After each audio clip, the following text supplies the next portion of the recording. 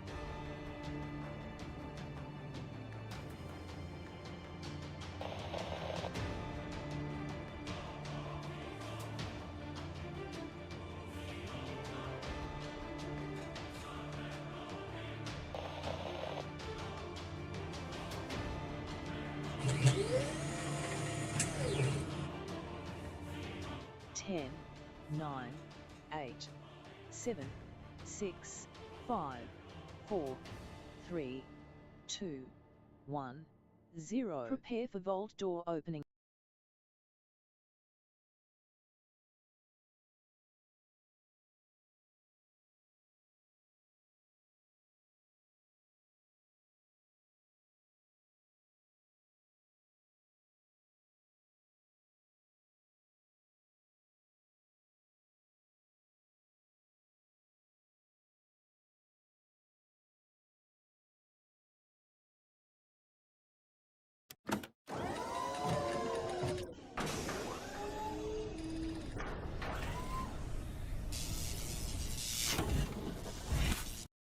Hello and welcome, everybody.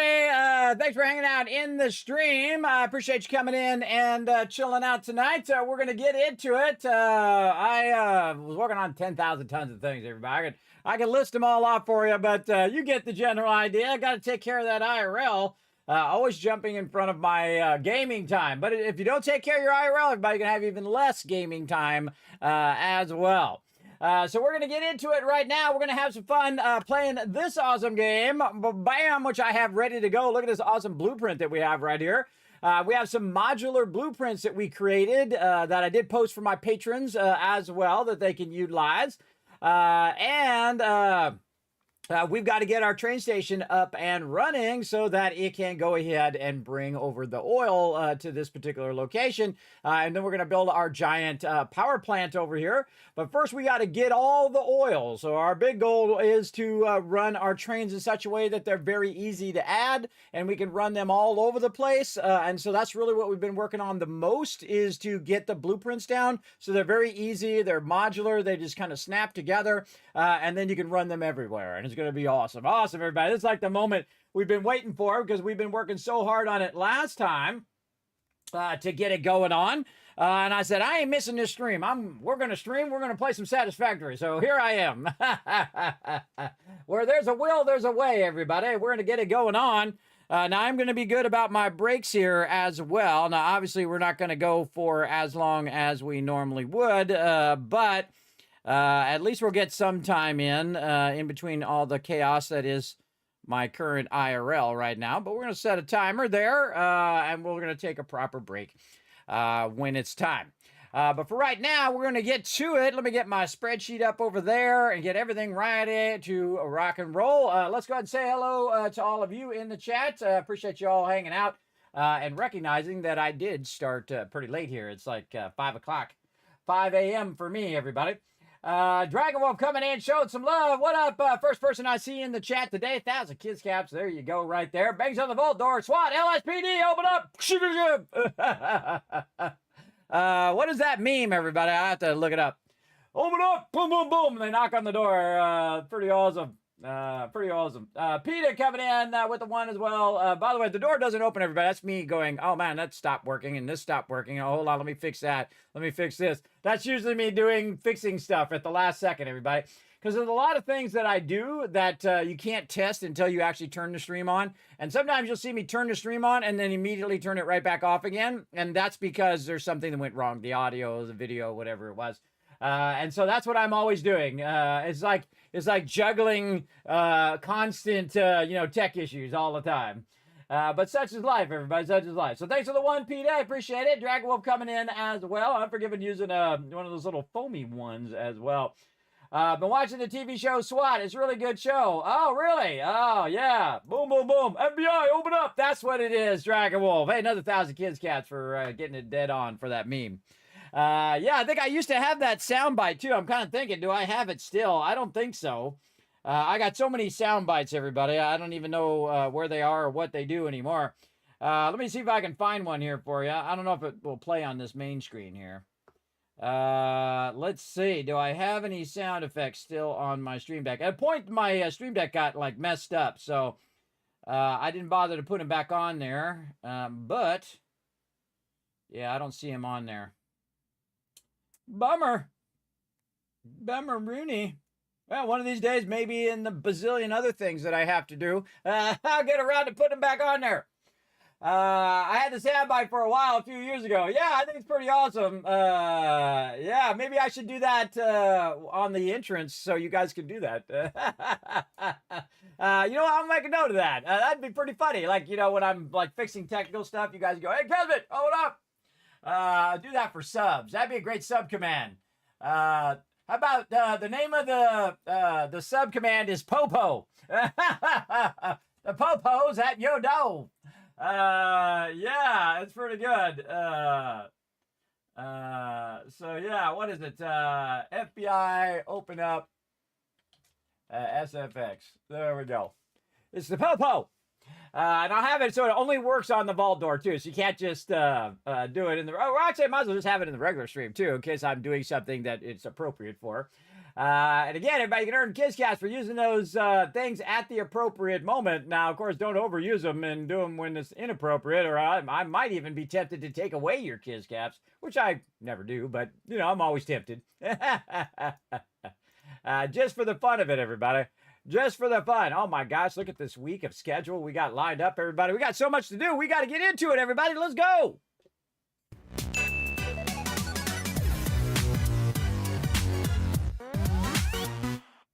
All right, here we go, everybody. Let's get into it. No one ever used it, so you got rid of it. Oh, well, that's the thing to do. If no one uses it, you want to rotate it out for something people find fun. That is for sure. That is for sure. All right, we finally are getting back to some Satisfactory here, everybody. Again, so much stuff going on right now. So many awesome games coming out, everybody. I keep dreaming of the Outer Worlds 2, everybody. That's how you know they got you. That's how they know you got you. All right, I'm going to give you the quick tour of our setup here. Now, again, if we go into blueprint mode, you can see that just the front part of this, everybody, is part of the overall modular design where we can just snap the front part in. Now, I haven't used these blueprints in a couple weeks, so we got to figure out how we did it in the first place. And of course, you can see I've massively embellished them with a little ramp there we can stand on, and the train comes through, and it's got the ability to come through and then circle back around and end up going in the opposite direction. Now, of course, the output is on this side. We also got our block signals built in and our hypertubes built in, so we can loop to the hypertube. We can come out here, or we can just loop back around if we want to just quickly look and see if our train is working, make sure that everything's working, everything's cool, okay. Then we can just loop back around and send us right back where we came from, which is pretty cool. I can also add an accelerator too over here, everybody. So if I come through and I want to circle around, it would then just accelerate me even faster. You could add a hypertube cannon, say on this side. So, and then you would have a decision. You'd have decision, okay, I'm going to stop here, or accelerate me and make me go faster to go back where I came from even faster, which you could totally do in this blueprint. So you might want to try that in your next playthrough. And again, you can see we have it all colored out and embellished with, of course, the hypertube running along the side through the actual train station itself, which is pretty awesome. You can see that these are also modular in design. They are 3 across of these oil stations that we have in here, or fluid stations. But they're going to be for oil, and it's going to go ahead and run the oil out. And then, of course, we're going to build a big old power station right over here by the waterfall. It's going to be kind of fun. Or I might build it on the other side. Now, there's my old base over there, everybody. And again, these are all the different, represents the different tiers that you go through in the game. Now, I am at the end of the game. I have finished the game multiple times already. And of course, in early access, I don't know, 30 times, a lot. And based on, you know, how far you could get in the game along the way. But I could finish the game right now, but this particular playthrough is a mega playthrough. So we're doing a big build of a bunch of stuff. And of course, to do big stuff, you need a big amount of power. So we're going to get all of our fuel power together, all of our oil into one position and one location like a mega base. And then we're going to go ahead and utilize it for as much power as we can. Now, some of that oil we also need to utilize for plastics and rubber and other things like that. And we'll figure out all the logistics of that as we go along.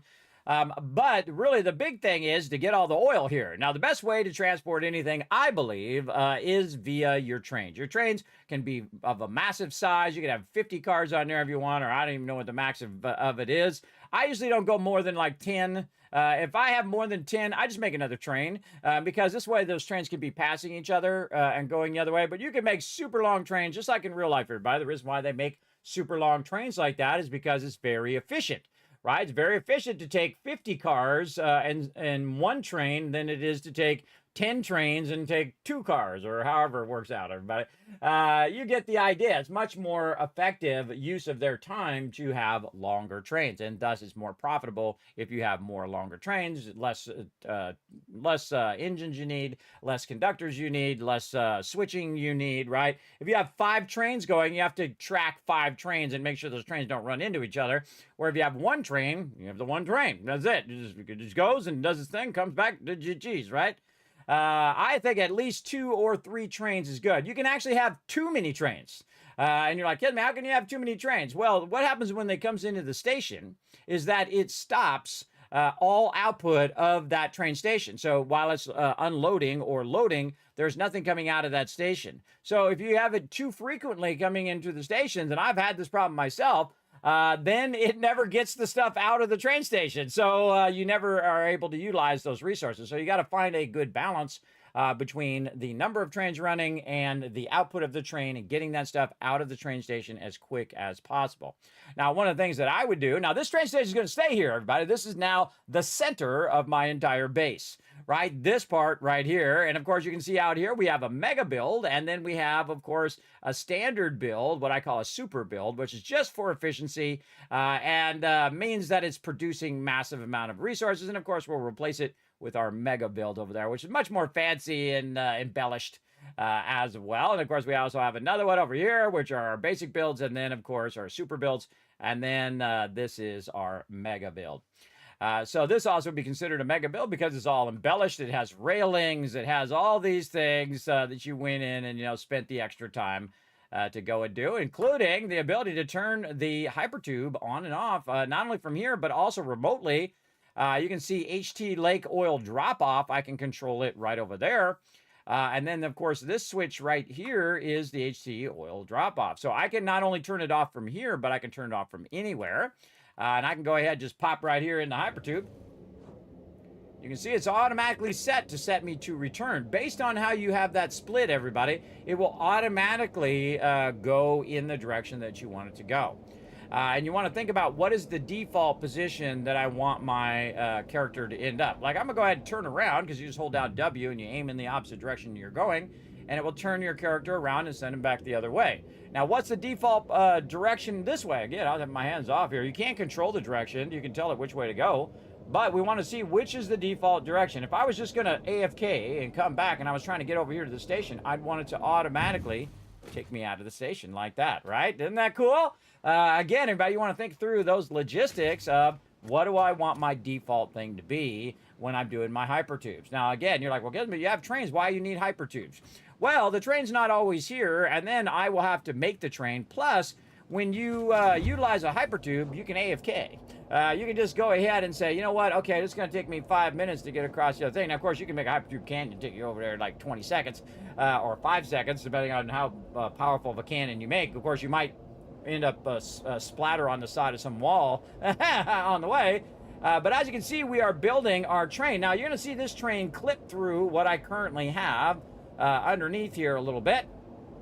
Because we are building it on top of our existing train lines. We're building up a little bit higher than we were building before, and we were running our modular trains together. And you can see that train is actually coming through here, and it's clipping a little bit under here, but this is going to get replaced by this.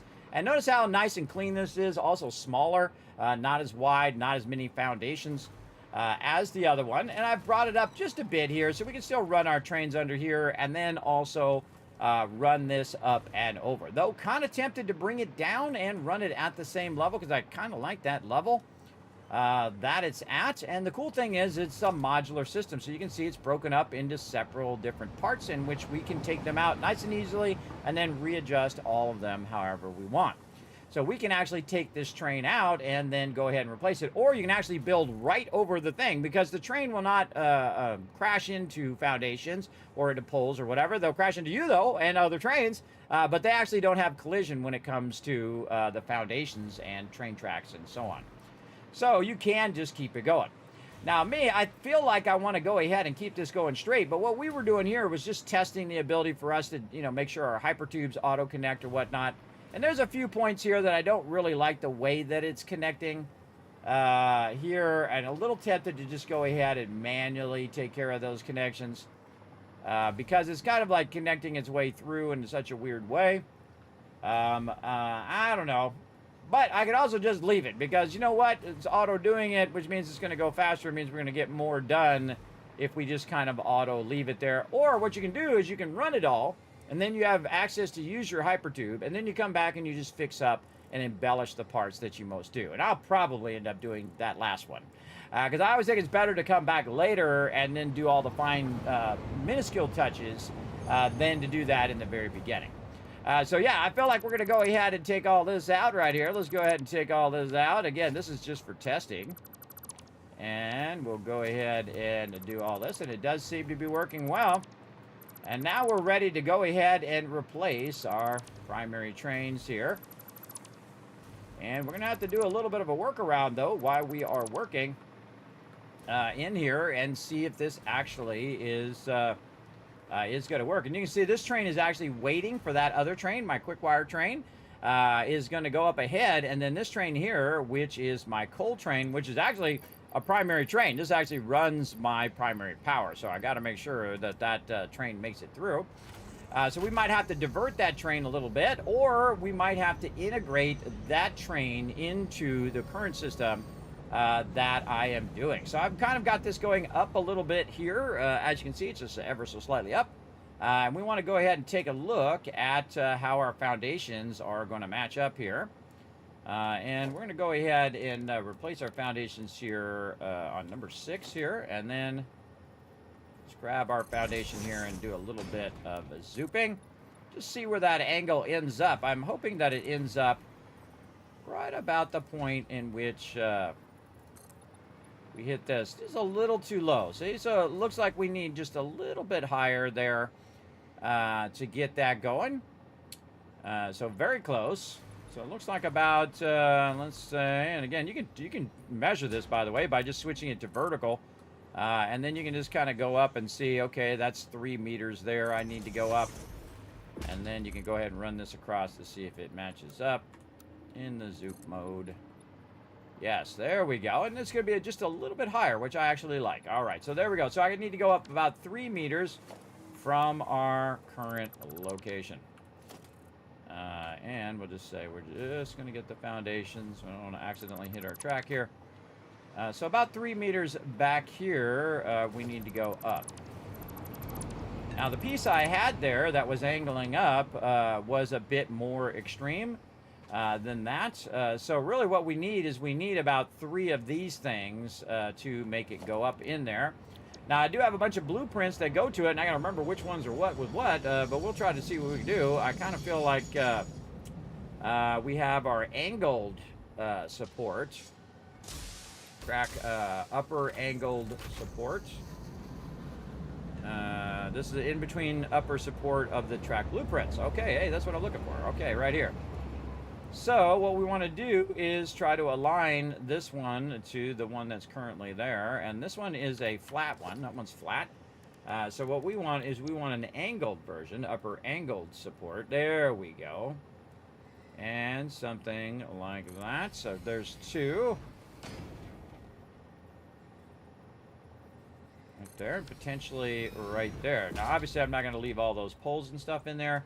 Great thing about modular designs is you can always come back and embellish them or take parts out or rearrange them, and it doesn't affect your original design as well. Feels a little low on that one. One more, maybe. One more. And then we'll get it going. And then it's just a matter of, since we spent so much time on the blueprints, it's just snapping them together. And I got to remember the order of how to snap them together, too. That's always a fun one. And again, we'll be sometimes using parts that weren't originally designed to go together. Like these right here are not designed to all snap together. They're actually an in-between point for the support that goes underneath. But in a pinch, they work pretty good, because if I were to use the other one, which is a angled track, let's say this one, it's going to go much further. You can see much further, so it's 6 foundations long, where right here, this is 4 foundations long. Now, what I could do is I can just truncate that by taking a section of that out, which is what I feel like I should probably do. But what we're just testing right now to get how many up do we need to go, right? That's what we're testing first. Do we need to go up 3? Do we need to go up 4? Do we need to go up all 6? And this should be just slightly higher. Yeah, there it is. Perfect. All right, just slightly higher than the original tracks. And I think that's going to be good. So when it comes to the blueprint, what I'm going to do is it looks like I'm going to use the support here, right, so that it bridges. And then I'll use the other one, and I will cut 3 of the other one off to accommodate this spot right here. Because it's already built out in the way that I wanted to build out. All the embellishments are there and things. So we want to go in and then use this angled track. And I forget which one I was supposed to use first. Oh, we'll figure it out here in a second, won't we? Because we're going to do some auto connecting. Oh, man, it's swirly today. We're going to hit H, and then we're going to hit page up because they have vertical snapping. And then we're going to say auto connect, and it does not auto connect. See how it doesn't auto connect? That means that that's not the right one that's supposed to go there. So we've got our other one, which is our reversed one, and we're going to try to put that in there like this, and then we're going to go page up and then arrow to me. There we go. And you can see it's transitioning, and it doesn't have that big old gap that sometimes you have when you are doing that transition. Now also I wonder if it's going away from the thing or toward it. Maybe if we do this one, but we rotate the arrow away. No, it's got to be this way. Got to be this way. So it does need to be that other one. All right. Well, hey, confirmed. Now this one, same thing. Yeah, if you turn it around because of the angle of the track, it's going to be up too high, and then it'll be going down instead of up.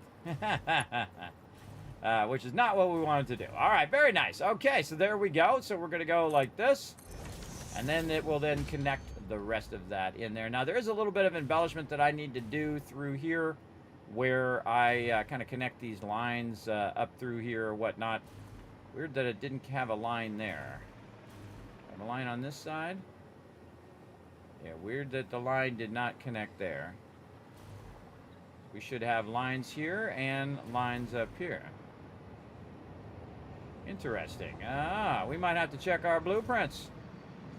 We might have to check ourselves before we wreck ourselves here. Okay, this has all got its embellishment. Okay, let's fix that as well because we're thinking about it. Let's go ahead and get our angled track back on the blueprinter and figure out why we... Oh, because it goes into the bottom of the blueprinter. See how it's kind of dipping into the bottom of the blueprinter there? It would be difficult to run that line when it's dipping into the blueprinter. And I could actually raise it up, but then when I try to put it down and try to connect it to the other one, it's also going to be awkward. It's going to be awkward no matter what, everybody. But that embellishment here, I'll have to manually do. So that's okay. We'll take care of that. And then upper angled support here.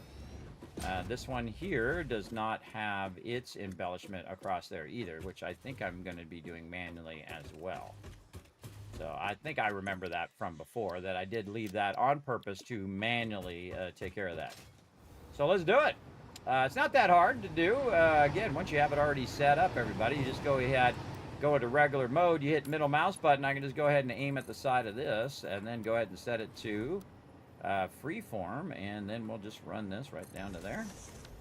See, it runs that clear across there. And again, that's like an electrical cord line that I'm running just to make it look cool. No other reason, doesn't serve any function whatsoever other than it looks cool. Look how easy that is, everybody. Again, it even goes through this other piece here, so they kind of cross through between both pieces. And when you're at an angle too, you'll see that, you know, it kind of has that stair-stepping effect as opposed to being really smooth and nice. And you can actually go in and replace these along that edge, and it will try to accommodate it. I'll show you down here where if we take this and we middle mouse button the modern railing here, or not, middle mouse button the modern railing. Okay, middle mouse button not pulling up. There it goes. Okay, I got that one. Wouldn't pull that one up. Weird. But you can see that it stretches it now across the entire thing. So it stretches it across the entire thing, as opposed to being the smaller one, which is right here, which is usually 2. So pretty smart, I think. And of course, if you zoop it, you can zoop it all the way up. But it still does. You can see that kind of stair-stepping effect, where it's just not smooth all the way up. And that's because of the way that the angle works. So such is life, everybody. Such is life. You go with it. Go with what you got. Okay, so we've angled this up, and now we know that not only do we have the support, but we want to go 1, 2, 3 down, 3 foundations forward, and then we want to go ahead and readjust how our railway is going to go. So we're going to go ahead and take a lot of this out, run across here. Oh, not my current thingy yet. We'll get back to taking all that other stuff out later. We're just going to rework a bit of this. Taking a bunch of this out, like so. And we're just going to manually edit how this particular part's going to work, because we want to have this here. And actually, we can just leave those. And then now we have it in the same theme as the rest, right? So we're just using a portion of that blueprint. And now we want it to flatten out, so we're going to go ahead and also use our upper support here. Not angled, but just regular support, so it'll flatten out here.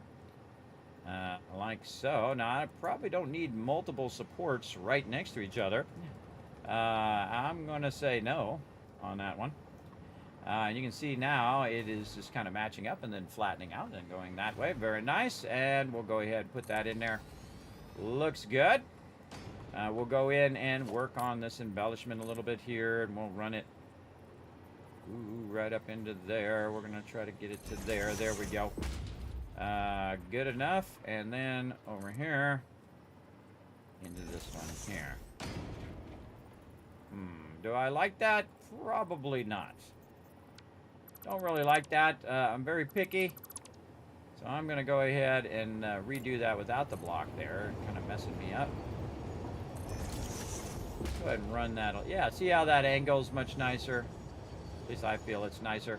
But we can always come back in, middle mouse button this barrier, and then just put this barrier right back in there.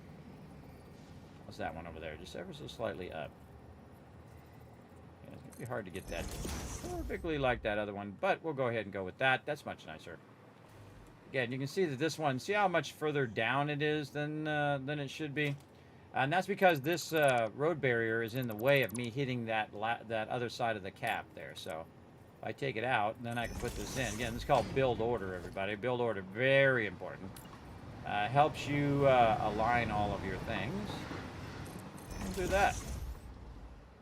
All right, I like that. It's good enough.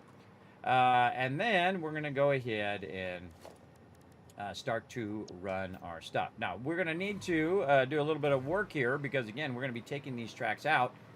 So we're going to need kind of like construction tracks, right? So construction tracks, which will send it around what we're currently doing. So I'm going to go ahead and just widen this out just a little bit. And we'll go ahead and run this down. And these will just be here to run the current existing stuff around so I can take the current stuff out. So we're going to do something like this. And we're going to divert the train on both sides around. I won't bother to make a blueprint of this because I'll just end up taking all this out anyway.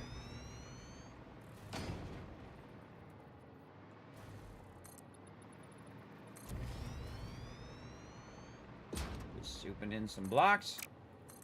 Easy mode. Are you waking up or haven't gone to bed yet? Both. Both. Both could be happening at the same time. Yes, I did go to bed, and I rested, and then I did like 10,000 things, and then once I got those things done, and I got my machine back up and running, because I had to do a whole bunch of technical stuff as well, here I am. Here I am for your viewing enjoyment as we work on our next level stuff here. Oh, that's because that's angled also. So yeah, we'll just work around that. And again, what we're trying to do is work around the current line run. So we're not disturbing our current train, which is actually one of our primary trains, which is bringing coal up to the factory. Oh, wait, no, this particular one, now I think about it, wait, no, this one is, oh, I don't need to do this. This one is for the thing. Oh, I'm going to take all this out. It's for steel and that production. It just dawned on me. So I can take this out. Yay me. Because our actual primary coal is coming from the other side over there. So I can just go ahead and do my thing over here and not have to worry about it. That's awesome. But that's what I would do, everybody, if this was a primary line that I didn't want to be disturbed and it was running my power. But yeah, I just remembered that we're not using this stuff yet, and that's why we're building this line, is so that we can use the oil from way off over there, which we've already built a whole line and everything over there. I'll show that to you later when we get it all connected up. But we are also going to integrate the coal line into this line so that it will also go through and deliver the coal over here with our new stations. So yeah, cool. But that's what I would do if I was trying to fix that. We also need a station here to replace this, which is our quick wire, which again, this is all functional. This is all working right now, so we don't want to disturb it if we don't have to. But I'm going to say that we are good to disturb our stuff here. And again, you can see these are all blueprints as well. So you can see, just so sweet. Be able to take those blueprints out. These here are regular tracks. And then we're going to take all this out. And our trains are going to come to a complete and utter stop now. We'll take these out here. Okay. Oh, we got, oh yeah, this was my little truck track. I had to go in between these little workbenches and driving around all over the place. Oh, I forgot about that till just now. Too cool, too cool. Okay, so again, we're going to just go ahead and back all this out and then go into blueprint mode, see if any of this is a blueprint. No, it looked like these angled ones I just did manually. And again, we're going to hit G just so we make sure we get the foundations and we're not accidentally getting any kind of electrical wires or anything like that. I really think that they need a function that says everything but that thing, right? Like the common thing I would do, everybody, is everything but foundations, right? Because when you're taking stuff out and you're revamping it, you're going to take everything out except for the foundations themselves. and then go from there. By the way, notice that I'm going to keep my quick wire part of the train so it can keep functioning. But the coal out here is going to stop, and then we'll actually replace that coal location with another train station that'll be separate from the current train station, right? So I can actually make this train station just keep going into another train station, and that train station will be my coal train station. And then we'll have multiple train stations, and they'll be switching and looping back and all sorts of really advanced stuff. We'll get into all of that, but right now we just want to start with something simple, like getting our train to end up over here. Let's go ahead and take out our block signal there. We don't want to leave that. And again, we'll put in all of our supports here in just a bit. Let's go ahead and get this going. And you know what? While we're here, let's just go ahead and fix this hypertube connection here. That little stuff like that bugs me, everybody. It really does, but you know, you do what you gotta do, right? You do what you gotta do. I'm gonna leave that right there so we can have a nice straightforward connection right here. We'll take out all these little bits, and we're gonna leave this here, just a gap across all of that, and then from here into there. Very nice. I like it. I like it. Okay, and then again, we have like two supports right here. So I would probably use the lower support, and then this one here, we would just remove the bottom part of this, like this, because we don't need to have multiple, because this one over here is going to hold this section up. And then, of course, we'll have another support coming up down the road here. All right, this is where we go ahead and utilize our blueprints, and watch how fast this goes, everybody. Again, once you have all your blueprints in order and you know which ones, how to switch them one after another, you don't have to sit and spend, 50 hours just, putting in all the embellishments. The blueprints is what makes it amazing. One of the greatest features, I think, that's been added to the game. And so what we're going to do is train track. We have train track reversed and then the regular train track. So we're going to go train track reversed, I believe, is the first one that we are going to do. Right over here.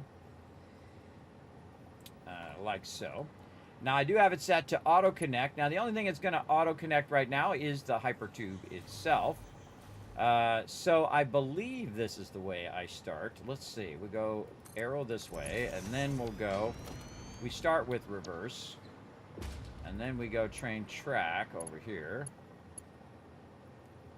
And then, maybe not. Maybe not. Maybe we go the other way. Let's try it the other way.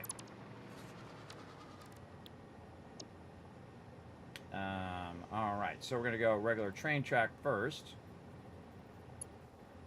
And that's going to have a gap there. Also need to figure out which way my arrows are going, too. Vitally important. And again, I can go back here and I can look. So this is... back here and look at how this is going.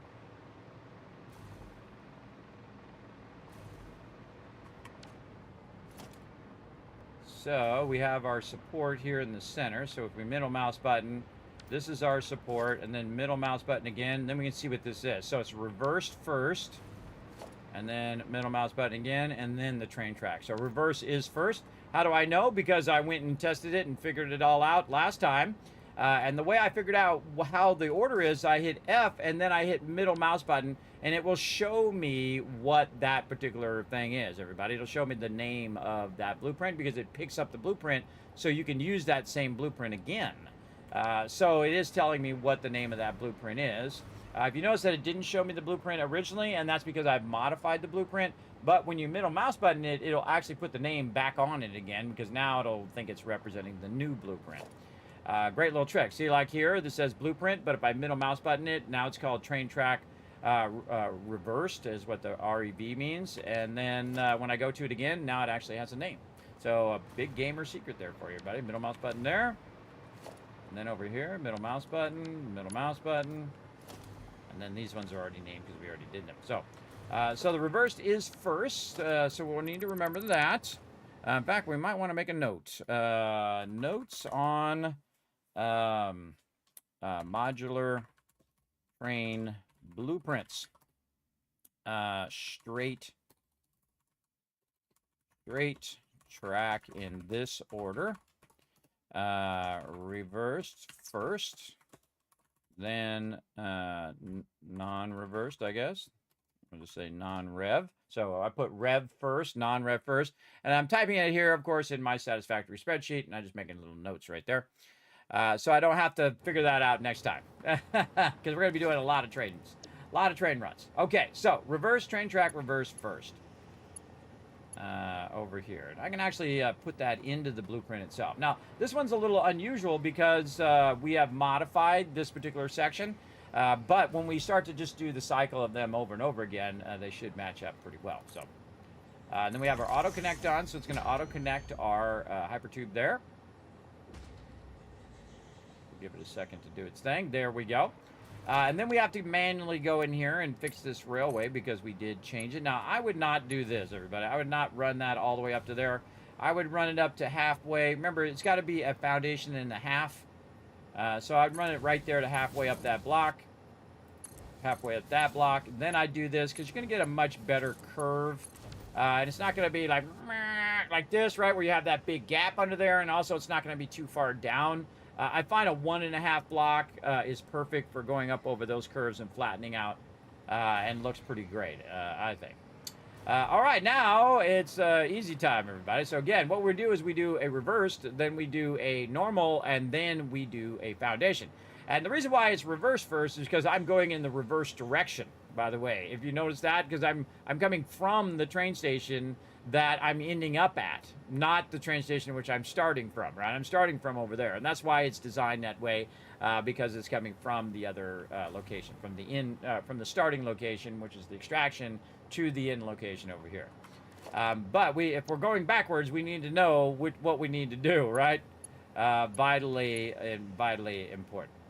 Okay, so this one should fit right here, but this one is going in that direction. So this one needs to go in the other direction.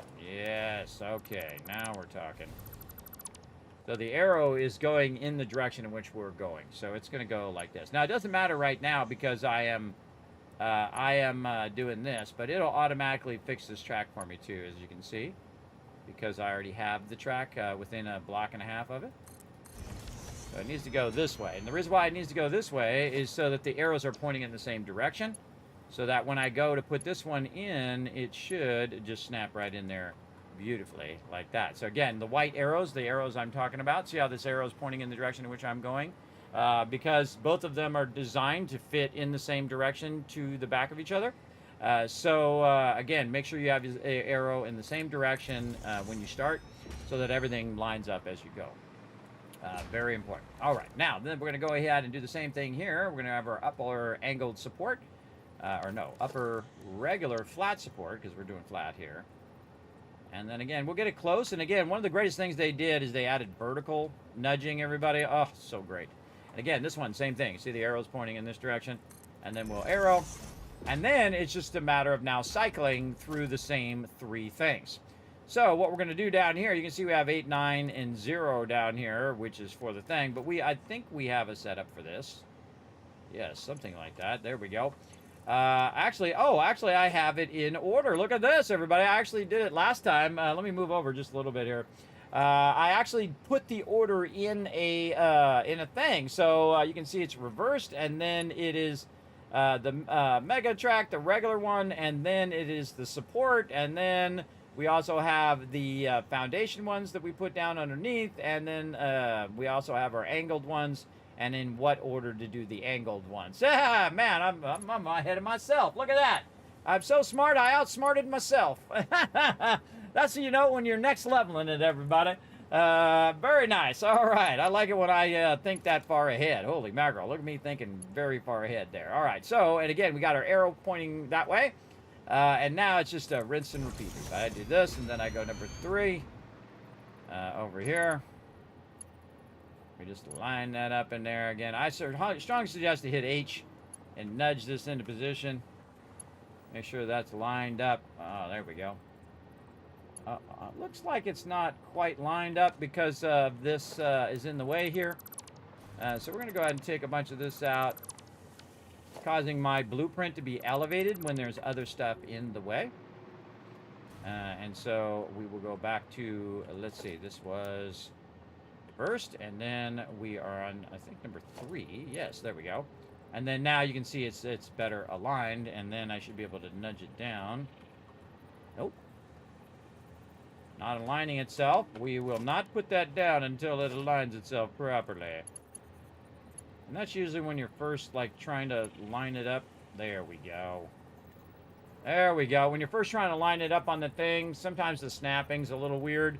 So you got to kind of, you know, make it work like that. And then, again, and this is the magic of modular blueprints, everybody. And these are modular mega blueprints as well, by the way. These are the big boys. These are the big boys right here. And again, see how it's doing that weird snapping today. Weird. Okay, well, don't worry. We'll make it happen. We'll make it happen. And we're going to do this, and then, yes, there we go. And then this.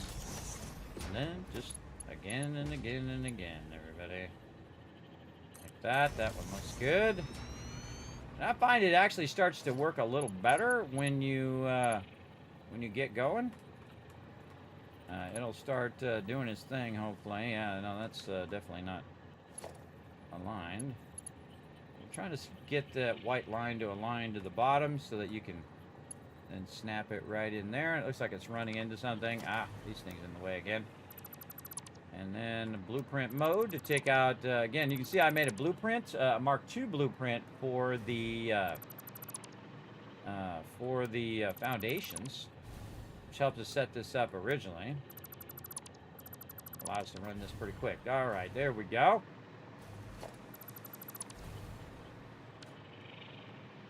Okay, so we've got our reverse. So we have our support here. We got our reversed, and then we are onto our regular one. Got to get that aligned. Again, if there's stuff in the way, everybody's going to cause your blueprints to go up and down in an awkward way that you don't want to happen. And then we're here. By the way, if you haven't noticed, it's also connecting the power as I'm going along. So that's why I'm continuously floating up here, because of the power is being brought through. Because when it auto connects the train line, the power's running down the train tracks. And you can see that I've got this down to a science, everybody. Again, these blueprints are available for my patrons. If you support at any level, you're able to go in and grab these blueprints and try them out. In fact, modify them, make them even better than they were before. Even cooler. Okay, now we got to decide where we're going down. Oh, okay, that's we definitely need to match this as best we can, because it just barely skims the wall there, so we want to be up above that when we're going along. And you can also see that this one's only 2 wide and that one's 3 wide, so we're actually removing a lot of foundations, which is awesome, and really streamlining it. And we'll come back again and do all of our supports. I suggest you do supports last, everybody. That's really easy to do, and you might modify it multiple times or whatnot. You can see that my trains are flashing over here. My SAM train, my Quickwire train, my Forest Coal train. Those are all flashing, saying, hey, those are offline, and that's okay. It's okay because it doesn't affect my primary power. But eventually this will affect my primary power, so we want to make sure we get it right while we're doing it. All right, so this definitely looks like it needs to go forward more. And this is reverse, so we want to go ahead and put in our support here. Again, we'll come back and do a lot of the embellishment stuff that we need to do later. But we'll get all this in here first. Okay, so maybe one more forward, and then we'll just kind of modify that forward one. So go back in here, and then this one, oh, actually, it looks pretty lined up to me. Very nice. We'll go ahead and see if we can get that to run in there. We're going to have to take some of this out, though. It's not going to let me put this down if this is right in the way. There we go, a little bit back. And then we'll have to find that correct angle. So glad I spent the time to put the order of these in a bar down there. Very smart of me. Okay, what's going on there? A weird thing going on here. This is reversed. Yeah, so we're going this into reversed, and then we're using reversed again. I see. So we probably want to use the regular one like this so we can run all of our lines. But because the gap is different, it's going to be awkward. And then it would be another support there, which is what we're going to do. So what we're going to do is turn the auto connect off. And you notice now it'll let me put it down. And we'll manually connect this because we're going to manually adjust how this is going to go. And then we'll bring this side back up again and see kind of where it matches up. Right there. So this part right here. So this really just needs to be a couple forward. But I kind of feel like right here is a better spot. So I'm just going to take a bit of this out here. We come back and modify all of that. And then all of this can go. Again, we could build a blueprint for every situation, everybody, but it's really unnecessary. I feel like you should just fix it in the moment and then go from there. Especially when you're trying to customize it like I am right here, where it's changing elevations. And then we already have a blueprint that does this, by the way, the upper angled blueprint. Now, even though it says it's an upper angled blueprint, it actually can work in both directions. So we can just put it like this, and then hit H, and so it's a reversible blueprint. How cool is that, everybody? Again, you could have it going up, or you could have it going down using the same exact blueprint, so you don't need twice as many blueprints, and that's what makes them awesome. Just like that. Very nice. All right, and we'll take this part out here, and then we'll go ahead and fix this up while we're here. And again, we might as well just, you know, really give her a good fix-up by taking out all these little pieces here. That it does create a lot of these little pieces when you're using blueprinting, but you do what you got to do. And then we want to go in and middle mouse button this, and we're probably going to end up having to take these out temporarily to run this to here. Same thing here. Middle mouse button this. Run that to there. And then we'll run this down to the next one. Let's take all this out here. Again, I'm just keeping this here for the angle itself. And then we go back to our cycle here, which is 5, 6, 7. So 7 is the next one we want. And not sure if the arrow is pointing away. Okay, arrow's pointing away. We hit H for hologram, which is another incredibly awesome feature they added to the game. They also got a bunch of new stuff coming, everybody. They just had a dev stream. I did have a chance to watch the whole thing, so if you guys know what's new, feel free to let me know in the chat. What's the new stuff they're adding to Satisfactory 1.2? I'm currently playing in 1.1, I believe, and enjoying it greatly. They added a lot of great features to the game over the years, including this auto connect function, which is awesome as well. Okay, so that one we'll do there. What I'm really looking is seeing how the angles are doing in here. Again, a little worried about this edge here. From what I'm seeing there, it's actually going to end up a little bit higher. So we might be able to sneak a support or something under there. Pretty great. And you're like, Kismet, how are you going to get back up there? Well, you just go over. Ooh, almost went off the side. Just go over to wherever you last did your tracks, and then you'll have your ability to utilize your tracks there. And then we're just going to manually put these tracks in this little custom section that we did. And you can see I have a bunch of stuff down here at the bottom that I'm utilizing. The same thing here. We're going to go, since this is at right there, we're going to go halfway into this, and then halfway into this, and that'll make a beautiful transition just like that. So nice. Beautiful. And then we're going to have to fix up our hypertube here, 100%. 100% we're going to have to fix that. And then this stuff out of the way.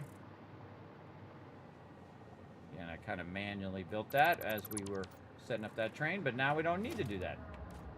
And then again, this is the reversed one, and we want to go ahead and now put in the other one, the 7 here. There we go. Again, getting it aligned is one of the trickiest things. You got to kind of watch those white lines and make sure that they kind of set properly first, and then you should be able to get it in there. Now, if it's too high like this, see, it's a little too high, and then if I nudge it down, it's a little too low. That means that white line didn't line up properly when you first put it down. So keep trying. And we're going to try this up here. Got to remember where my actual lineup area is. And then down, and then out. And that looks way better. Way better. All right. And then now we can go ahead and try to turn our auto connect on, but we might have some trouble here because that is not the right one. We need the other one. Yes, this one. The angled track. Again, we know now to put that little white line toward the top and then nudge it out and then bring it down and then should be able to auto connect that, but it doesn't look like it's doing it. So maybe this needs to reverse the other way. Let's go ahead and do that. Let's take this out. It's because I'm manually adding this in. It's throwing my whole cycle off here. So let's put this one in, and this is going to arrow the opposite direction. No, it's got to arrow this way because it's got to do this. So maybe I have to do the angled regular one first. I feel like these are reversed. So this one first. And then that's going to auto connect. And then we take number 8. No, number 7. So these got to be flopped in that order. And those go there. Yeah, and then it should then rotate that, and then we should be able to go to 6 here. Oh man, this is already going to act as a support here.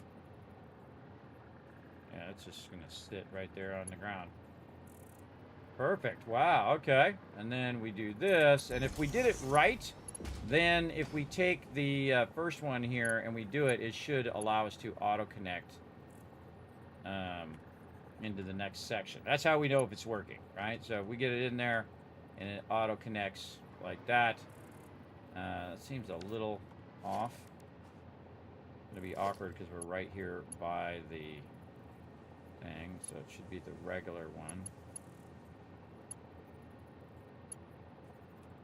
Again, I'm the one that designed these, but sometimes you got to get in and you got to tweak them. There we go. So yeah, that's the way. This one is reversed the other way when it's going down in an angle like that. So we'll go with that. Very nice. And look at that, support sits right on the actual thing. Perfect.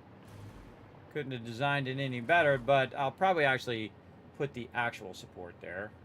Or I might just leave that. I don't know. Kind of like it. Kind of like it a lot, as a matter of fact. And again, too many supports here. You can see that I've been doing some transitioning here. So one support there, one support there. I'd probably leave this one and take this one out. And it's really about aesthetics. Like, you know, if you have too many supports, everybody, it's kind of redundant. And also wastes your pieces. But again, usually every second track is where I put it. But we're going to have this extra little bit of a gap. So it's a little bit longer than normal. But it'll look much nicer if you have kind of a consistent system of supports. And then you have this main one here, and then there's a section, and then a support, section, support. You get the idea. Okay, so we got to switch this back the other way. So we got to go to our angled track. Angled track down here. So our angled one is 7 is this one, and then 8 is this one. There we go. And then we'll make a note of that. Angled track notes. Again, it's not consistent in the way it goes. Normal first, then reversed.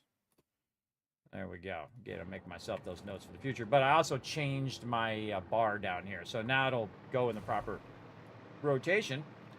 And we'll go ahead and go in here into blueprint mode. This is not a blueprint. Okay, well, get out of blueprint mode. We'll take all the rest of those out. Now we're really going to have some fun where we try to make a transition and a turn using these blueprints. I don't think I've made a turn transition yet out of the blueprinting, so you're going to see me do a bit of blueprinting here to make a turn do its thing. Okay, so how are we going to get that to work? That's a good one. Do we want to flatten it out or we want to keep angling it down is the real question. Probably want to start with our stuff here. And I suggest everybody, as you're going along, you want to... And look how much time this is saving me, though, by the way. Just keep that in mind, how much massive amount of time it's saving me than going and building out each individual piece, which is how we did it in the old days of the beginning of Satisfactory. You put every foundation down one at a time, and I've done it thousands and thousands of times as well. So this is not transitioning right, though. This is angle track mega. This is mega. This is angle tracked, and this is here. Oh, because I didn't put the reverse one in. Duh. We got to put the reverse track here, and then the angle. Just talked about that whole thing. Reverse track first, and there we go. See how it's auto-connecting? That's what we want. And then we're going to need to turn. Okay, turns are always fun, everybody. They're very uniquely set up in such a way that I like to do what I call a landing. So it basically does a flat part and then it turns. And whenever you're turning, what you're going to need to do is have a 2 offset. So we're just going to use some foundations. If I get it, scroll up here, there we go. And so basically, like this far is the actual curve itself. This is where the actual curved part will be. So the beginning of the curve starts on these two. I'll color this some other color just so you know. So this is the actual curved part here. When you have 2 lines, obviously you're going to be curving twice. So you're going to want to come out a bit further as well. So this one's actually going to come out to here. So this one's going to come out to this one, and then this one's going to come down, and it's going to transition this way. So on this side, you're going to have 2 more, like this, offset. So you want this to end up actually right here, and I actually wouldn't do not do that at an angle and then go into a curve, everybody. It's going to make your train tracks do that. Don't do that. To try to line this up to the station we already have. Now, the thing is, everybody, all of this is going bye-bye. So I'm going to take all this out, including the train station, and replace the train station with one of our newer train stations. So all of this is going away anyway, except for this one over here, which you can see is already built out.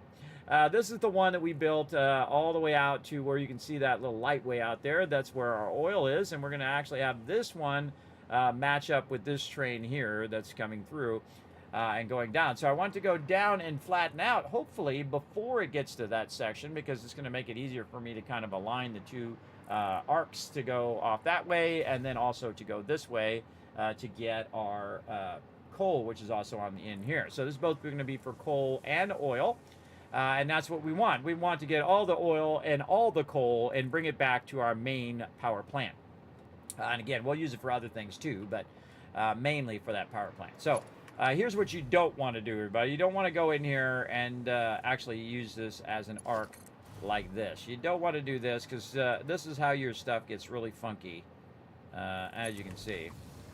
You'll see it'll go right into the foundation itself, and then you got this kind of lower part digging into the foundation. I don't like that. I don't like it also when it does the little weird thing. Sometimes it does, so I'm not about that. So I kind of feel like I want to move this over a little bit just so I can flatten out and then go into that transition. So we're going to go ahead and add that flat part of the base, which is going to be number 4 right here. And we're going to go ahead and our flat side of the train tracks. And again, we already have a blueprint for it, so easy mode, everybody. Just pop that baby right in there. Easy mode, right? Very nice.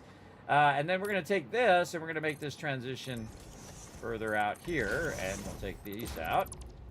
And then we'll do this. Now, I prefer to go ahead and kind of pre-build. Now, you can see, again, 1.5 foundations now. So we have that perfect transition that we can go in. And again, showing you all my gamer secrets right here, everybody. This is some good stuff, everybody. You're going to learn how to master trains big time. See, right there. Very nice. Now, when we go into this curve, whether we want to angle down or whether we want to keep going straight, I'll probably end up angling down.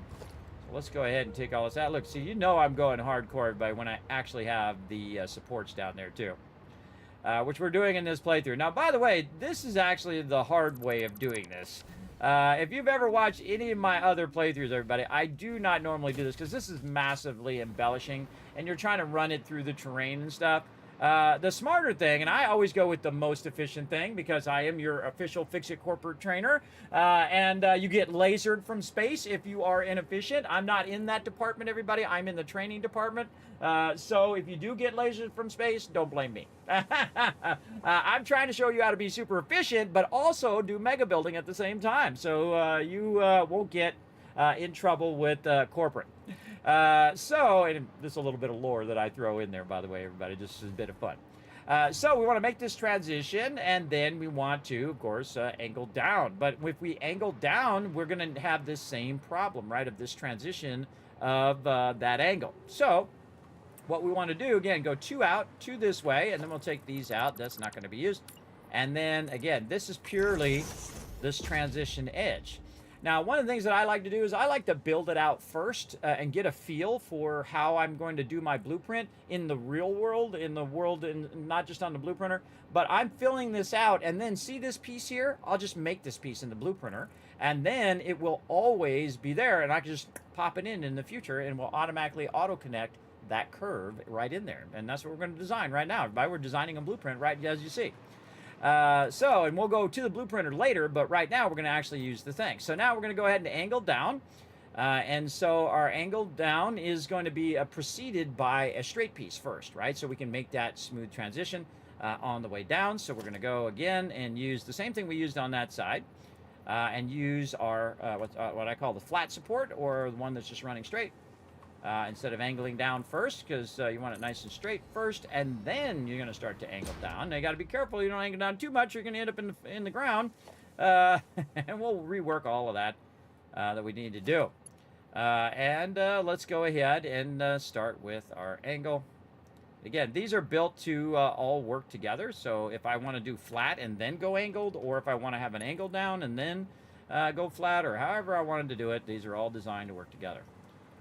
So this one is the angled track down, and we're going to do this one. And does the arrow go that way, or does it go this way? I forget.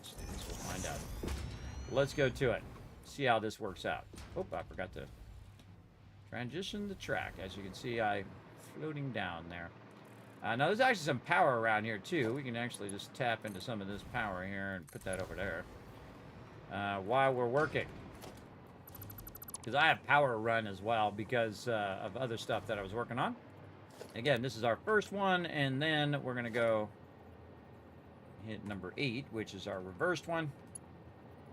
And the reason why it's reversed is so that it can auto-connect. That's why it has that reversed straight one and then reversed one. So I've reversed the way that the tracks are. The tracks are reversed, meaning that there's a gap on one side or there's a gap on the other side, right? So if it's here, then that's straight, and then this one reversed, right? So it's on the reversed edge of that track when it's angling down. And that's how you fix that stuff, everybody. That's how you fix it so that that works. Now this is angled already to the angle of this one coming in. And look at that. How cool is this? All right, I'll give you the quick tour. Here we go, everybody. Let's buzz on out here. Now again, you can see I have a hypertube set up down the middle of the actual train track itself, which is super cool, everybody. Super cool. You can see we're going into an angle. And again, this is all custom done as I was going along. I went in and added all of these arcs and added, of course, all the supports are actually under here as well. You'll see them as we go around the curve.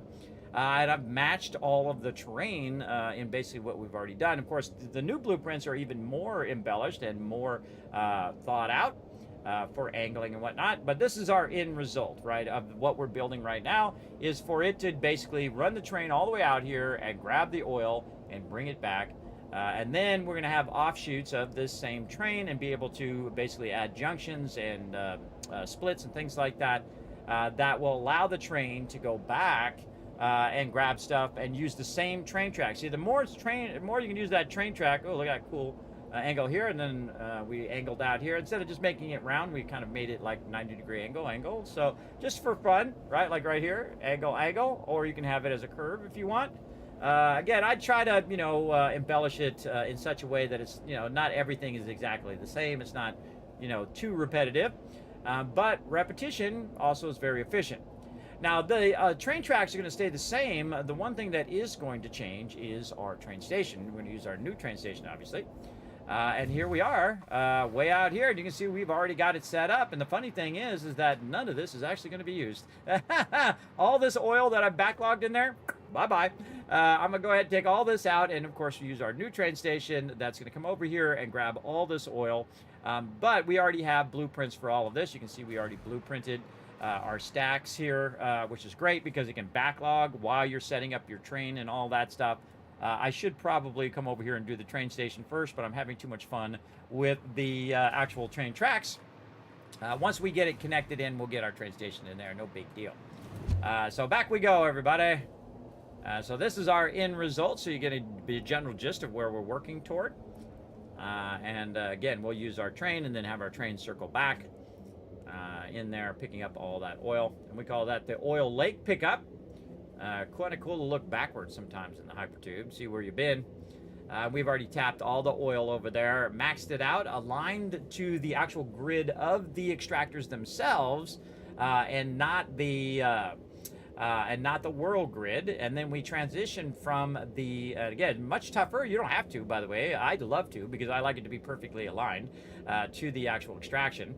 And then I transition from the extraction grid to the world grid. And that's when you know you're really getting advanced, when you can actually transition between multiple grids at the same time. It's easier just to work the world grid, but it's not always aligned and it looks offset and all sorts of stuff as well. We got to come back and take that out too, because you can see we were working up there with some blueprinting as we were transitioning through the terrain. And again, this is really fun to build it through the terrain as well.